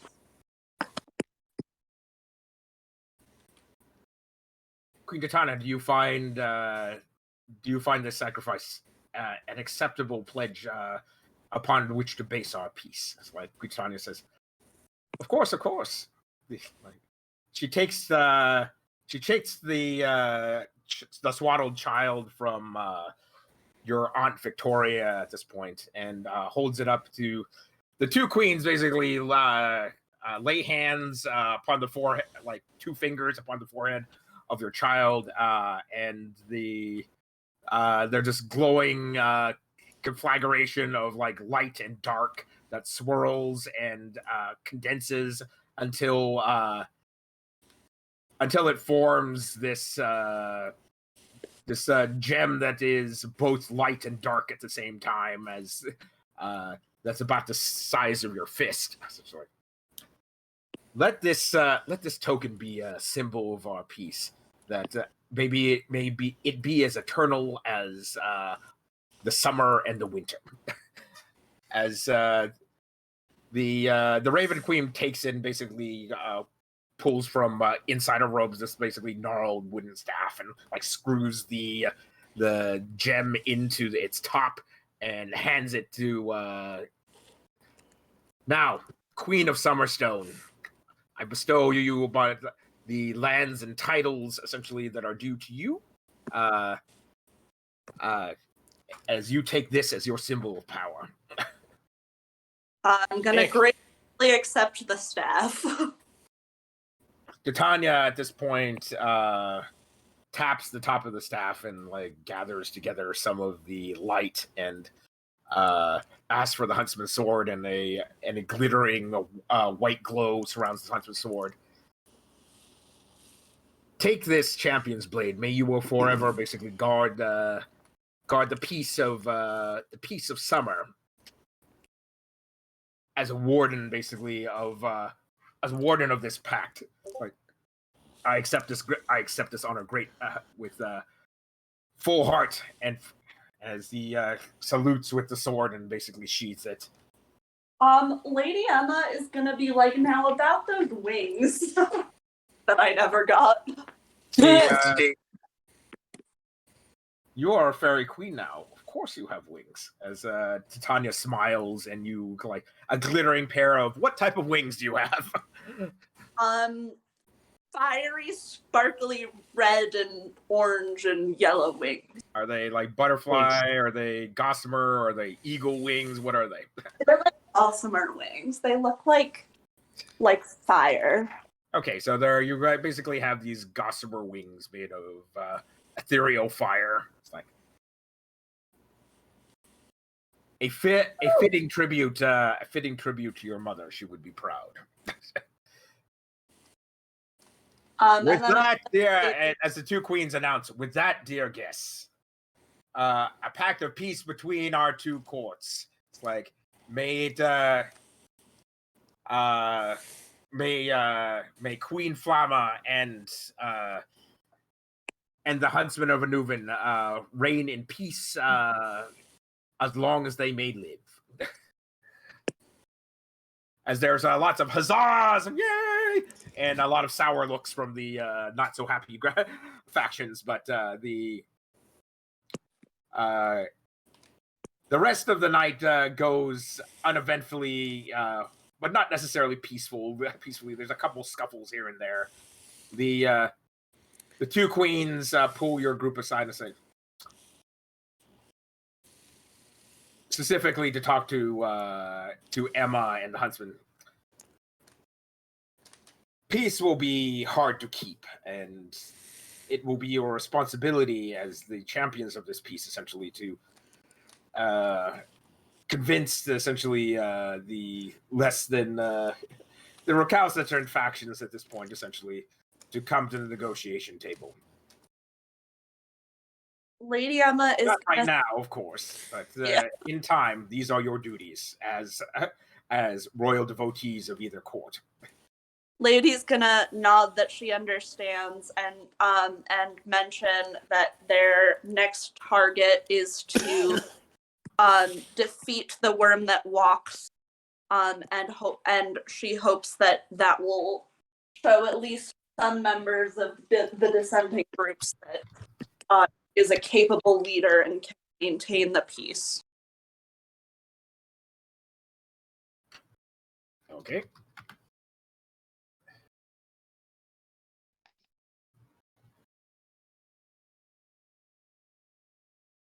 All right. They both queens sort of smile. One of those basically indeterminate, beneficent smiles. It's like,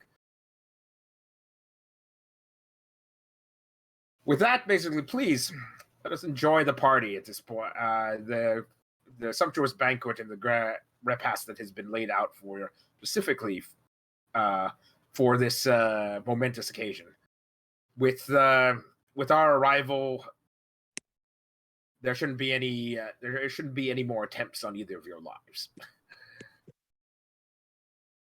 Lady Emma thanks them for their kindness and expresses her gratitude. All right. They both they sort of do one of those we acknowledge you nods, and then you head off into the night. It's an uncomfortable evening of like looking over your shoulder and while enjoying a sumptuous feast. It's like, this stuff would taste great if I weren't continually worried, basically, that someone's trying to slip poison into my food or going to stab me in the back with a dagger. Okay. Okay. Now I need to look up what the staff does. 1 second. Wait. So is the baby now a gemstone, or did the gemstone? The baby is a gemstone now that is on your staff. It is a symbol of your authority and power. So just sort of think of it like a scepter that represents your authority and power over the House of Sunstone. Gotcha. And it just makes baby noises every once in a while. It glows with its own ethereal flame every so often. Ooh. In response, probably to Lady Emma's moods. Why, Mama? Yeah, that tracks for Lady Emma. Moody? Lady you- Emma? No. Do you have moods that aren't just You set sure? everything on fire? Listen, You telling me there's another emotion besides Lady Emma is praise it not all? a teenager anymore, but don't get me wrong, she's still very moody. And yes, most of her moods involve setting things on fire. If you told me Lady Emma felt anything besides confusion and setting the world on fire, I'd call you a damn liar. Yeah, that's fair. We can't argue with that one. She has 2 moods. No, she has 3 moods. She has sass, confusion, and the world will burn. Yes. It's like, why the fuck are there so many people fighting all the time? It's just like leftover from like 450 years of puberty. Yeah, exactly. Man, I can't even imagine to begin what that's like. Begin to I imagine. refuse to. Fuck words. I actively refuse to. I must have thought about it at some point because I'm the one who came up with it. Clearly. You're just like, what if we just go back to that time for longer? Talk about like traumatic backstories of your That character. sounds like a nightmare. What a fun character to play. Right? It's like that whole thing about how we all like to torture our characters with like tragic backstories and shit. Nah, you just did like constant torturing all the time. Yeah. Not a backstory, it's living it. We're at a certain part. I am a teacher and I'm around teenagers a lot. And in a school that I was a teenager at. So, you think about it sometimes. Really? Oh god. See, I think you were braver than I. Would never go back to my school. No. Teachers still work there, but they're like old and cranky and ready to retire. And Yeah. so my favorite teacher is now like sort of my rival because I'm just like, please retire so I can take your class. Okay, so there's the stats of the staff there. Effectively, it's like a staff of the Magi, except it has much fewer charges. So Fewer charges looks like more spells. no, those are the spells after the official staff of the Magi. So. Oh. Got it. Okay, That's still a really good stick. Yeah. it is a really good stick. Yes. Good Best stick. Ryan, do you think you could make that for me? Because I can make the basic stuff, but I don't know if I can make something. Yeah, I probably could if you remind me. I have like 3 hours of nothing tomorrow in between. I have engineering from 7:30 until like 9:20, and I have 3 hours, and then I have chem lab. So like, tomorrow's gonna be great. Anyway, that's not why we're here. Keep going. Okay. As you sort of while the evening away, as we pull back in a cinematic shot, and like sitting up in a rafter up in the tent is like a yellow worm with a giant eyeball basically poking out of it, like staring over the proceedings. And then in the background you can hear the cackling of the worm that walks. It's like your celebrations will be short-lived. Oh, Lord. And then we wipe. There's a wipe, and then we're back in the mortal realm. You guys are drinking basically all sitting around a table in your safe house. There's children playing outside. The Lady Emma is basically like has one of her petticoats basically draped over her extremely powerful staff in the corner. Yeah, that makes sense. Low key, have we She's taken like, it's like she's taking off her corset. And it's like, so nice, so nice. That makes sense too. As you're drinking tea, and that you poured like a fifth of whiskey into, and eating a crumpet. The orphans are basically playing hoops and sticks outside. A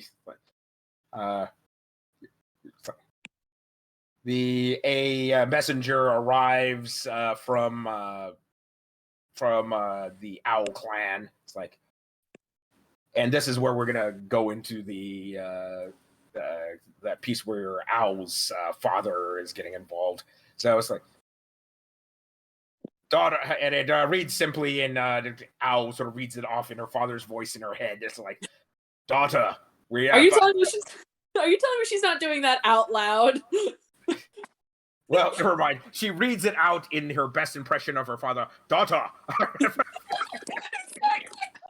Iconic. That tracks. Like that one scene in Kung Fu Panda when he's impersonating Shifu. Yeah. Yes. Years. Exactly. I'm sorry. Daughter, I hope Continue. this missive reaches you while you are well. We will be engaging we have found the location of the Red Painter at this point, and we'll be assaulting his lair within the next 2 or 3 days. We suggest you do the same with the Worm that Walks, if that is your wish, or Benedict himself. See what our allies in the Parliament of Owls can do for you. Owl will send back a little message thanking him for the information. It's just, thank you. We'll be sure to. We have our sights set on the High Priest for now, but I'm going to see what we can also do about the Davenport. Okay, situation. so there's some more coded messages on the back that she does not read out loud, but that Owl knows the code well. It's from her father's it's sort of a special cipher for her father's organization, but it gives the exact location of the Red Painter and information that they believe that the Worm that Walks it's still in that weird Potemkin village, but they have found the exact location of the Potemkin village at this point, so you don't necessarily have to teleport in where they know you're coming. Let's put it that way. The village? It's far north in the Iron Hills, essentially in an abandoned mine. Of course it is. The information came at a high cost. They supposedly the investigator or spies that your father had sent to retrieve it from the Adventurers Club, essentially only one of them made it back, and they said that what was it? Henrik, that explorer that you guys had killed, supposedly, is now back again. Essentially, they've either resurrected him or cloned him or done something, essentially, but he is back. Owl just mutters, "Damn it!" But she's going to write this stuff down and make it like, she has connections, and make it basically look like it's not from like her dad. Okay. To then go to the group and just be like, well, we got our next thing we need to do. Thought you could rest. And just kind of present the information to the team.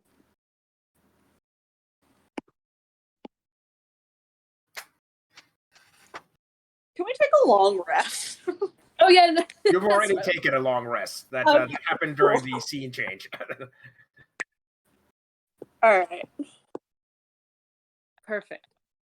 Are we ready for this, team? Oldsaw is ready. It's like, well, we better be. We only got like 1 or 2 days. We only got like 2 or 3 days. Okay, so speaking of 2 or 3 days, you are now 14th level, so let's just go through that level up really quick. So, Wait. Wait, We're when at were level we 12, at though. 13th level? Yeah, we're only level 12 right now. You were 13th level. Has it No, been? we're level 12. No, We were level we were 12. 12th level. Okay, so everybody's now level 13, I guess. Okay. Lucky You 13. were throwing overpowered stuff at us, Lawrence, thinking we were level 13. No. Mhm. You got to remember, at this level, there's not a huge amount of like power difference. No, I between know. 13 and 12 and 13. So.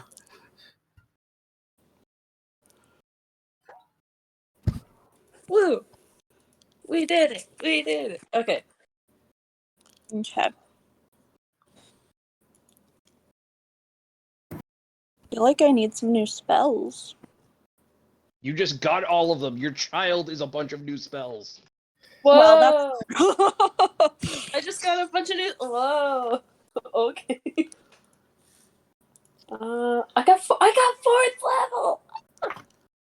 Well, you had fourth level for a long time. I was like, No, I didn't. oh, never No, mind. she's You're a paladin. Never mind. It's like, Yeah. Yeah. 4th and 5th Let levels me are a big have deal to them. this. yes. Resilience sphere. That sounds cool. Basically, it's a Pokeball for you or something else. Yes. Yes, I will. Yes. Okay. Ooh, okay. Be okay, prepared for some dumb shit. Crown of black Every Monday, ice. Owl. Every Monday. Look, I toned it down a bit. I didn't start a food fight and just whack someone in the face with a piece of cake. Guys, Didn't you? there's a crown of black ice spell and a finger of death spell. I don't recognize the first one. I know Finger of Death, but what's the... Crown of black ice. Can I probably read it comes to you? from Tasha's. I don't know it either. We'll find out.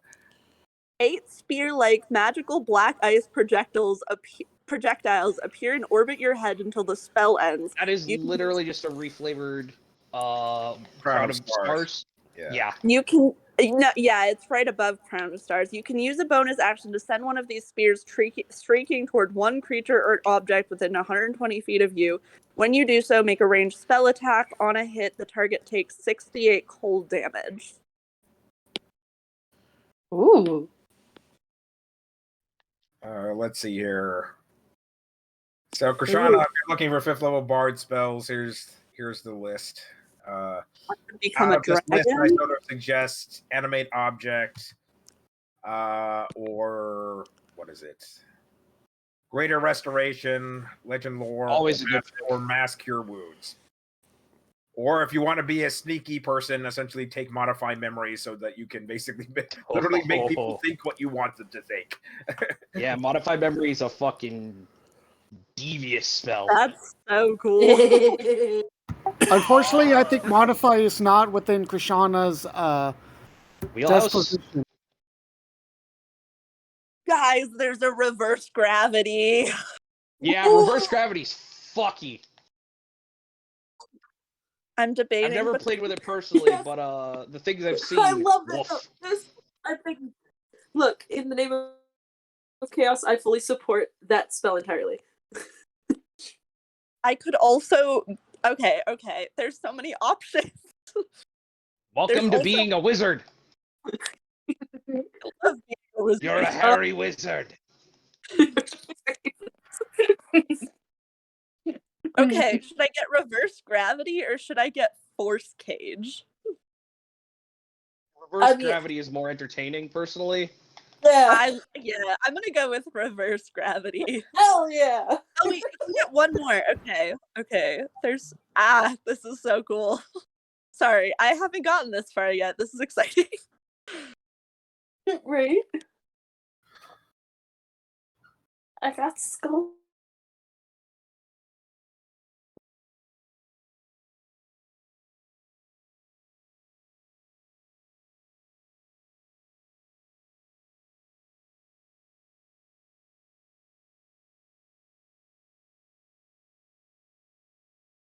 Plane shift.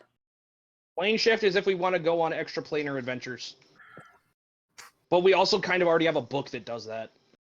Yeah.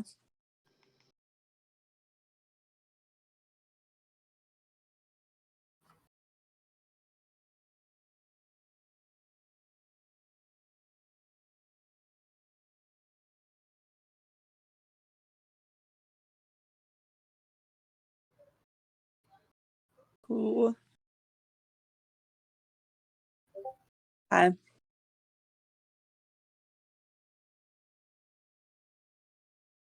There are so many cool options.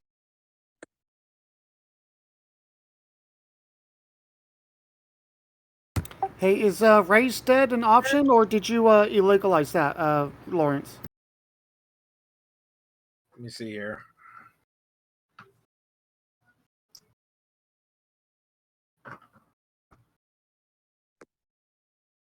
15 out of 16. Okay. Reset is an option, yes.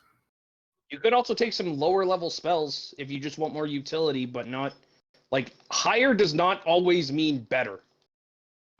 We don't have a high level cleric, so I'm trying to kind of halfway fill that role. Cleric does not mean healer, and healer does not mean cleric, but I appreciate you trying to fill that role regardless. Alright. I'm debating between reverse gravity and crown of black ice. I think reverse gravity sounds like a great idea. Okay. I think that's perfect. Certainly fits the When you theme of the level up, party. you get one free spell without having to spend money to learn it. So you get the one. Everything else you're gonna have to go buy. Sounds good. The assumption is you basically have been training on the spell basically as you leveled up. So, and then anything else you want basically to add to your spell book, you're gonna have to add at 50 gold times the level to spell. So 7 is like that's 350 gold, I guess. Yeah, but you're a queen now. How much money you got? That's a good question. You haven't good actually, you question. haven't checked on the How much treasury money in front do I Sunstone yet. True. All of Sunstone's belongings are now yours, in a sense. Just don't go too far. People are gonna riot. Let them eat cake. We already have If you know the enough people. context, if you know the context of that quote, it makes it funnier. No, I know exactly what you're talking about. Though I don't think she was actually quoted. That is not a real quote for the record. Yeah, no, exactly. It makes it even funnier then. Violet, why are you on my clothing that I just hung? Mom, it's warm and comfy. I want it. Well, that's famous on top of you. It's very clear why she wants it. When you live alone with 3 cats, it's just treble all the time. Mm-hmm. Are you causing problems, babies? It's their feline duty. Yeah, especially because 2 of them are so small. They just gotta get into everything. Yes.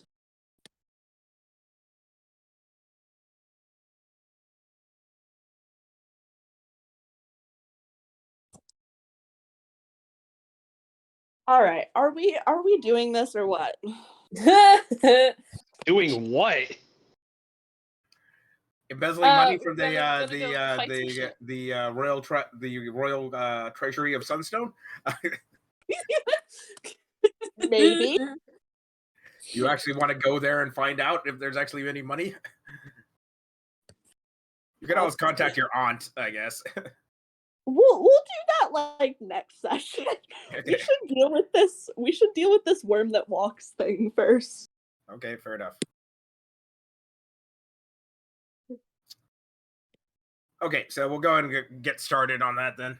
All right. I think you're high enough level to get the teleport spell, dudes. Does anybody want to you want to spend 350 gold and get the teleport spell? Teleport. I don't know if I have no money. I think Yeah, we me all spent our money on the wedding. Oh yeah, we all were down to Yeah. like 50 gold because of the thing. Oh, you're all Tree good. has a I forgot few. you have to spend all your money on the wedding. All right. On the wedding of royals, mind you. What the fuck? Like, really? Okay. Exactly. What the fuck? We'll go siphon some money from the Sunstone Court or whatever. I All right. You open the book of fairy tales. Look up the Sunstone Court.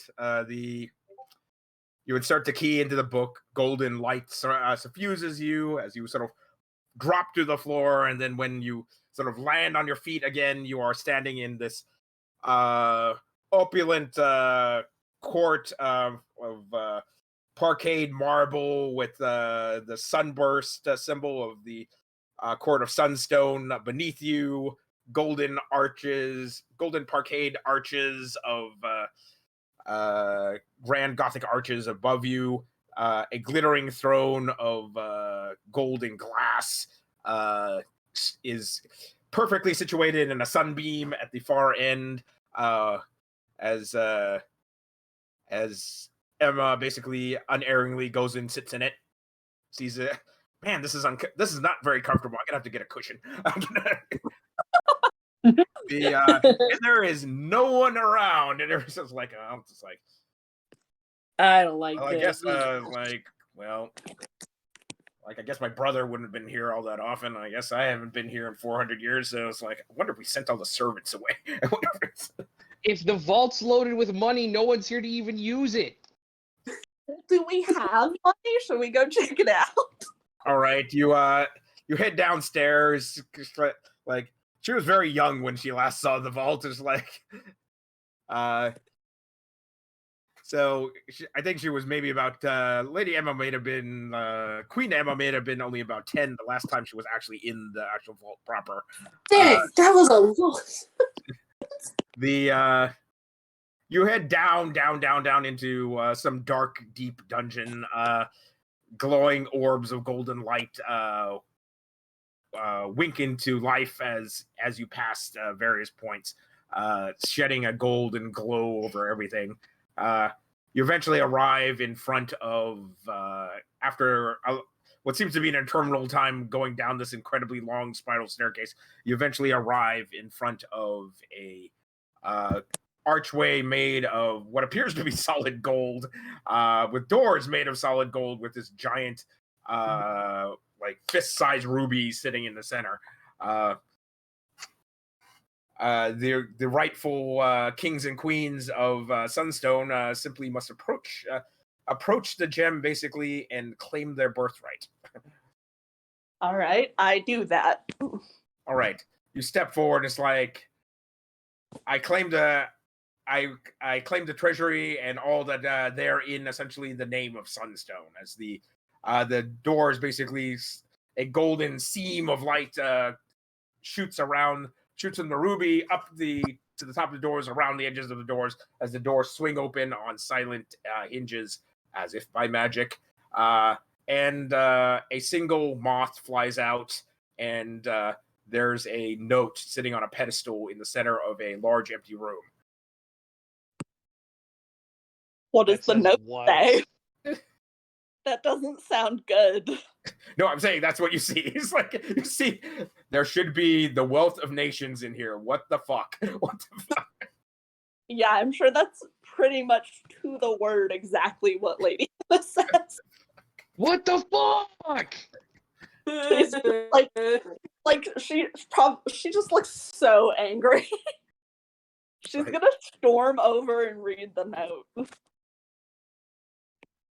with just like rage in her eyes.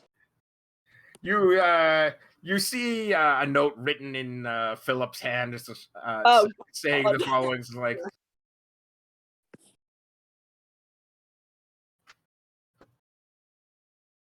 Wait, just restoring.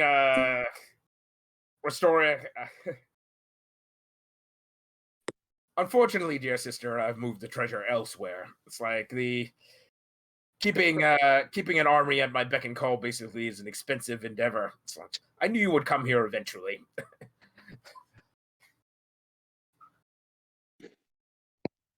Lady Emma is So the outer court factions have all of Sunstone's money. spent it out of spite. It's not. No, he didn't spend it. It's just like the outer court factions. Literally, he's moved the bulk of the treasury somewhere. Well, he's moved all of the treasury somewhere else. So. You absolute fucking mong. I feel like we can't go fight the worm that walks until we're adequately prepared. So we're gonna have to track down the stupid treasure. We only got 2 or 3 days. Yeah. Let's keep in mind, essentially, you are all fantasy superheroes for all intents and purposes. You're just short of being able to fly and shoot fireballs out of your ass. So it's just like, That's true. Yeah, we- no, like And even then, basically, with some preparation, you can still do the flying and be invulnerable and shoot fireballs out of your ass. So it's like, Yeah, we'll be fine. We'll be fine. yeah, We'll do this later. you know. all Yeah, right. She does, she says. All right, so this is one of those points where you figure, well, I should talk to Aunt Victoria. She probably knows, she might know who has the money at this point, and we can basically shake them down for it. Exactly. We got options. We'll cause problems. Your Aunt Victoria lives in a country castle not too far from the main keep, so you tromp on over there. These oh, Queen Emma, so good to see you. So, what can the daughter of my sister? What can I do for the daughter of my sister today? Lady Emma is gonna angrily explain what her idiot brother did. Well, he was always shrewd in financial matters as well as matters of the court. Lady Emma is gonna explain that they cannot deal with any financial matters unless they have finances to begin with. Yeah, it's funny how that works. Well, I can recall the seneschal and the palace servants. I'm sure they can. They have some portion of the treasure with them at this point. They wouldn't. They were really loyal to your mother, so I'm sure some of the treasure lies with them at the moment. As for the rest, Duchess Elaine, who was the purple-haired woman, your paladin friend there, cut in half, would have probably been the holder of the rest. Considering she's dead at this point, and Hey yo, she fucking dead.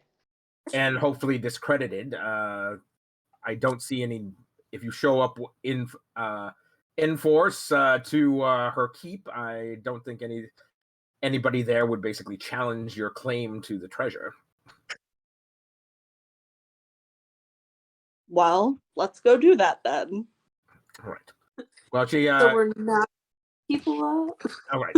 I understand you have the Book of Fairy Tales, essentially, the Noble Book of Fairy Tales. Show it to me. We do so. So this is the one from Tir na Nog. Interesting.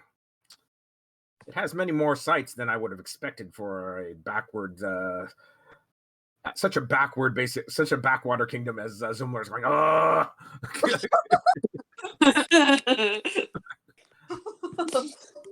Like here. Here's the closest site, the Temple of the Sun, the Sun Citadel. That would put you probably no more than an hour away from Lady Elaine's keep.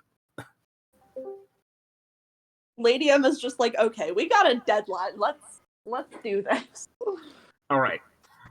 So you use the Book of Fairy Tales, arrive at the Sun Citadel. There's all sorts of paladins in emblazoned sun armor with with the golden sun blaze on the chest of their armor and full helms that just look like black slots where their eyes should be.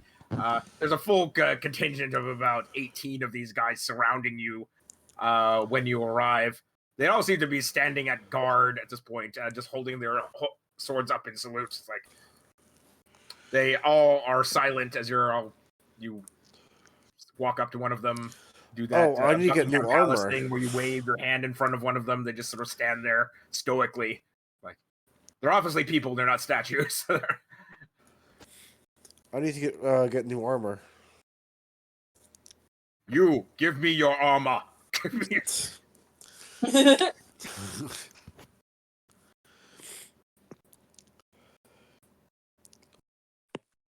I don't know. Do you actually go up to one of them and ask for a suit of armor, or do you actually? What grade is it? Is it better than what I had? It's like I'm not sure much is going to be better than what you had. It's like I am not doffing my armor for you, sir. Lady Emma, you can bully them into maybe doing Like, that. just glares at him. Is just like, dude, give him the armor. As you Hand wish, it over. As you wish, sire. It's like, as he starts stripping off all his armor, he keeps his helmet on though. So he's wearing his skivvies and The helmet stayed on. the helmet stays on.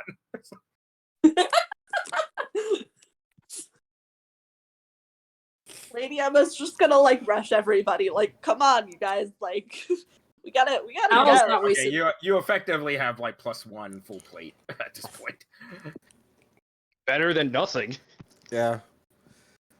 All right. All right. It's emblazoned with the sigil of the sun, essentially the sign of Sunstone. The paladin's like, "Do you need an escort, Mom?" Lady Emma just like looks at them like, no, but tell us where that damn treasure is. Our kingdom has no money. We got some of the treasure here at the Sun Citadel. It's like, shall we show it to you? Lady Emma is going to like take a deep breath, calm down, and like ask them to show her the treasure. They Show head me out the to money. They head out to the courtyard in the center of the temple. There's this sort of like sunny courtyard, and there's this big gold dragon basically sunning himself on the pile of treasure. Rolled up on his belly. It's like he's like scratches his ass.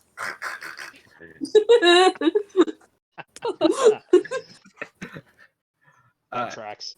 And it's like, yeah, it looks the dragon is like with two like wavy whiskers, basically opens one eye. Looks at he's an adult dragon, like young adult dragon, not nothing super large, probably only about 20 feet long. It's like, Friend. my treasure, you can buzz off. You can buzz off. Oh no. Lady Emma's gonna be like, look, buddy, I am the new queen of this kingdom, and we need money. Really? Prove it. She just Did starts I tr- pointing right at his nose. Getting in this massive beast-like face. Like to see the empty vault in the other half of the kingdom. I wasn't involved here. Someone dumped all this treasure in the center here, and they said I could have it, so it's mine now. Mine. Lady Emma's gonna say, prove it. Where's your here. name, I'm buddy? here. That's all No, the proof. you. I'm here. It's mine. That's all the proof I need. That's all.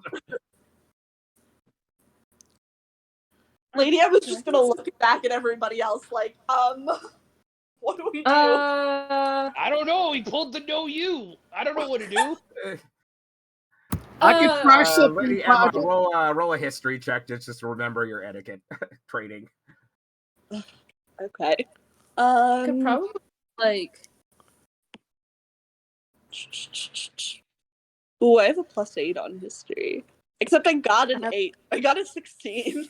Okay, so yeah, Lady Emma realizes, wait a minute, it's like dragons are sort of inherently haughty and arrogant creatures, and what he's asking, what the dragon is doing is basically testing your boundaries at this point. He probably knows very well you're the queen. You just need to prove it to him by basically either a show of force, or just being intimidating.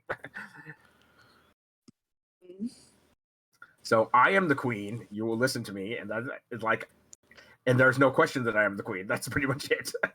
Yeah, We will Lady Emma is going to like take a stance and present her staff and her crown, and then try to intimidate him and be like, I am the queen of this land and you will listen to me.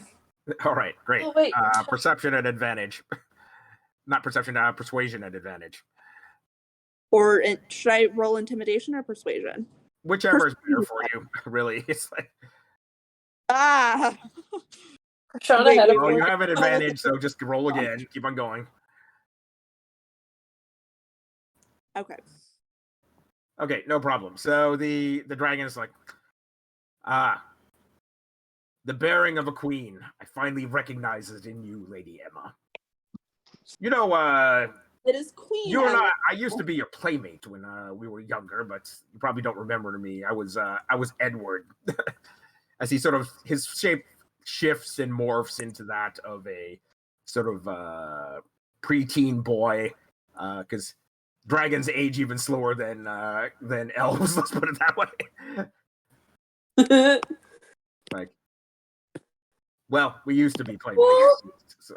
So this is yours. Lady Emma's gonna remember him and be like, "Oh, Edward! Like, of course I remember you."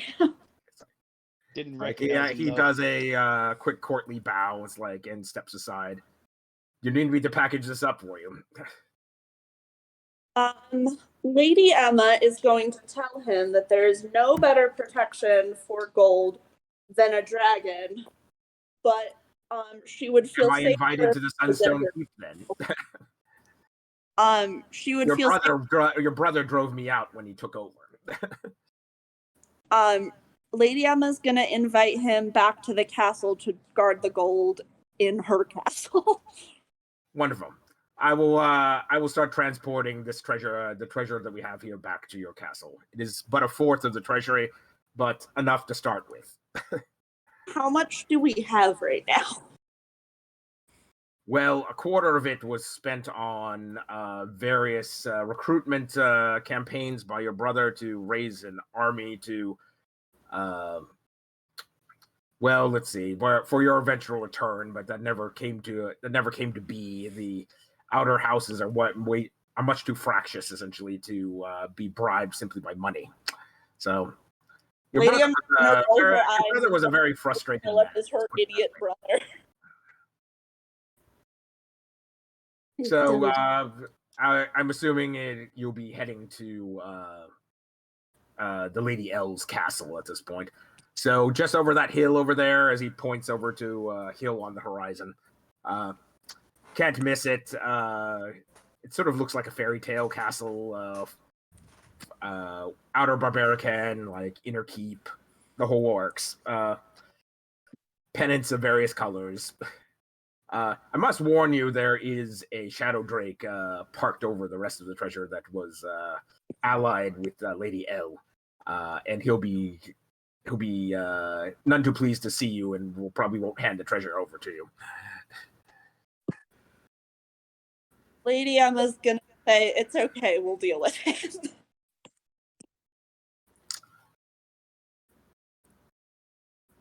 By your command, Lady Emma.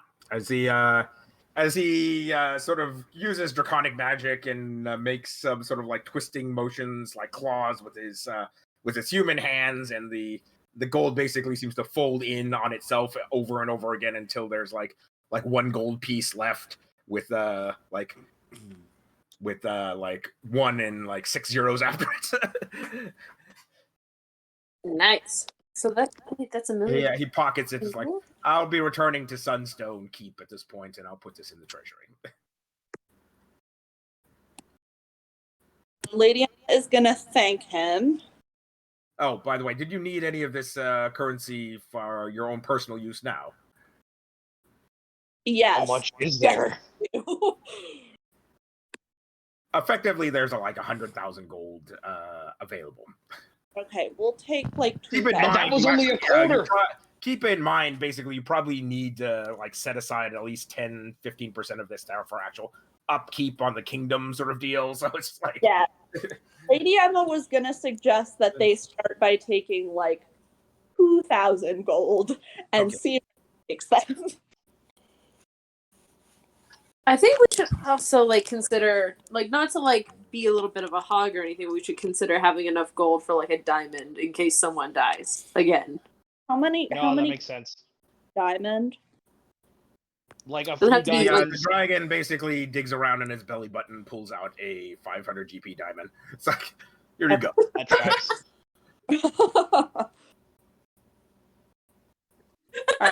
Oh, you mean like this? Belly And button some land. gold. Great. No, dragons don't have belly button lint. They have belly button diamonds. It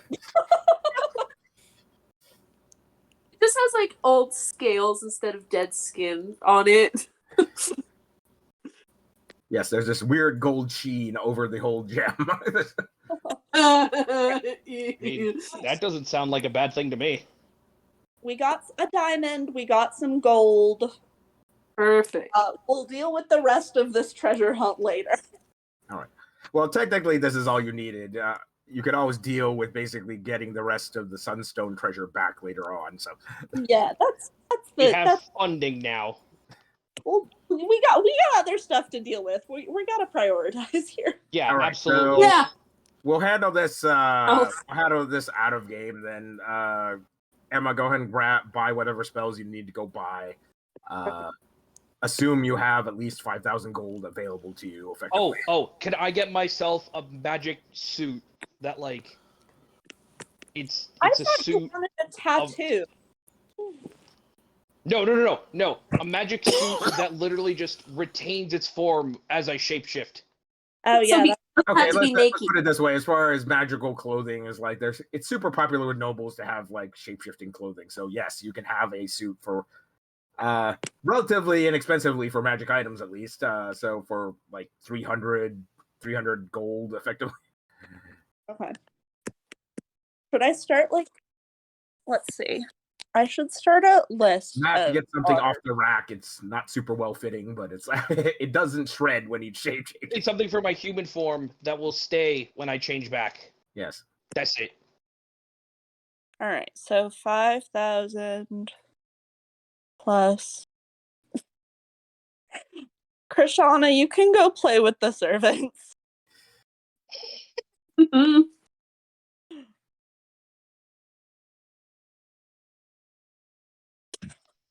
No, Krishana, you cannot break the staff on his head. It was gonna be like a diamond. paper. Krishana needed the diamond for something, right? So she can cast Raise Dead if you actually need it. So Yeah, then Krishana gets the diamond.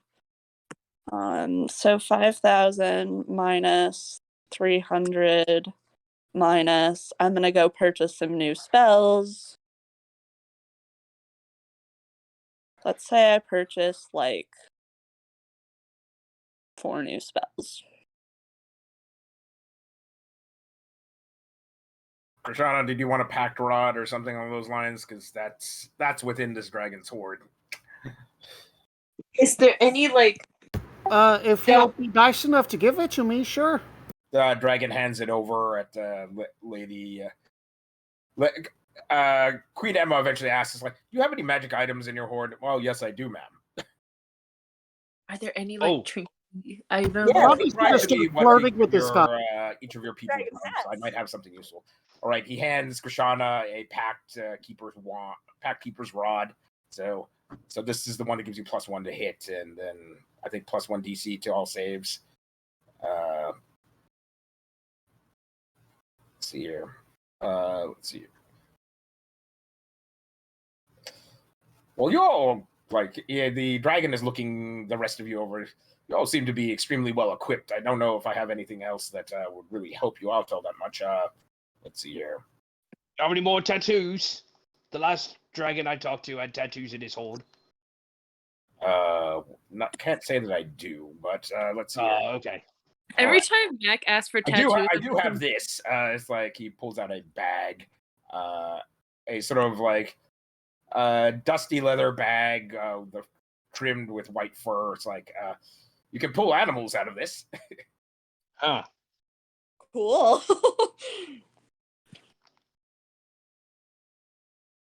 Out I of can use character. that for require Animal two? Messenger. That is, it is the bag of tricks. Essentially, you can pull a fuzzy object out of there and throw it down, and it becomes an animal. Ooh. Bag of thingamabob. Are there any just dumb trinkety items for Owl to just fixate on? Do you have any toys for small children? Exactly.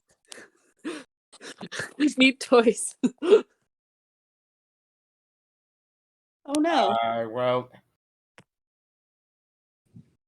Well, since you are a fair lass, here, take this. He pulls out an amulet, essentially, that has a fascinating, sparkly gem at the suspended from a silver chain. As Owl just sort of watches it bob, and She's just where she spinning it. is.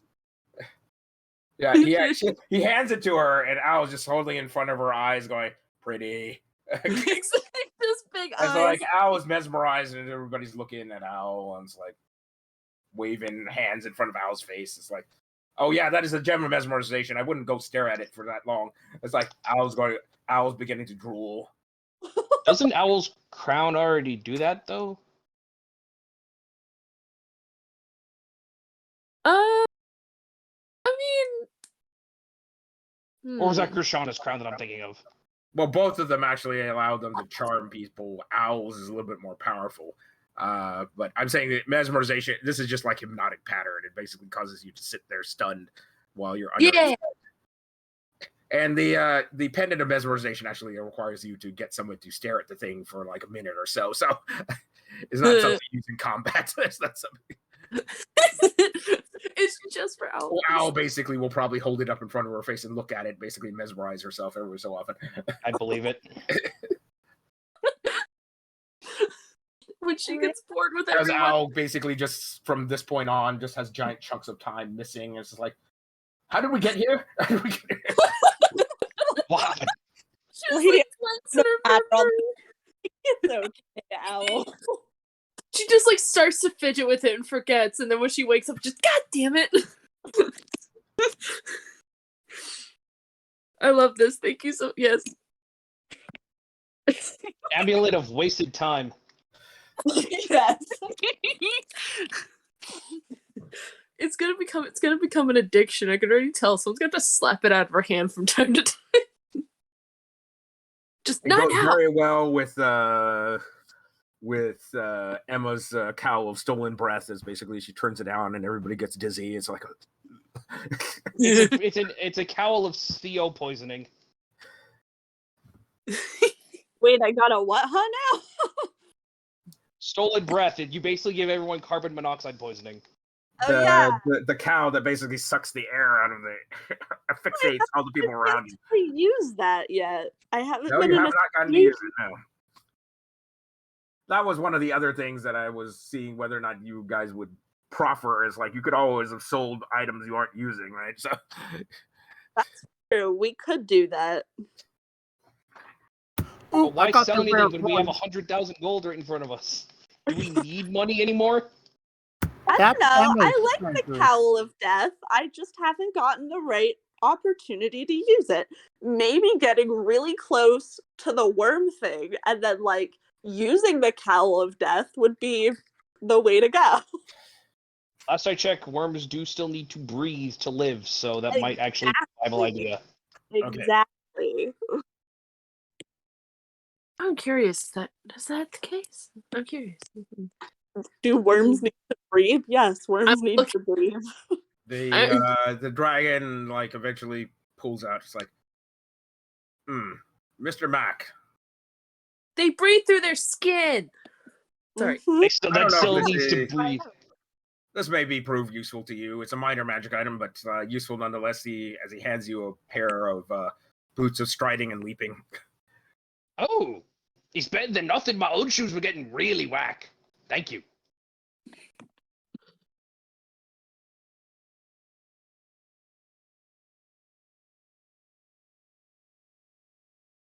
All right, well, I've got to leave some magic items in the hoard for myself. After all, otherwise I couldn't keep my name as a dragon. So I'll be off now. Let me know if you need any more money out of the treasury. Will do. Sounds good. All right, so that's where we'll end off for this evening, and we'll pick it up next week. I am a biologist. That's my whole thing.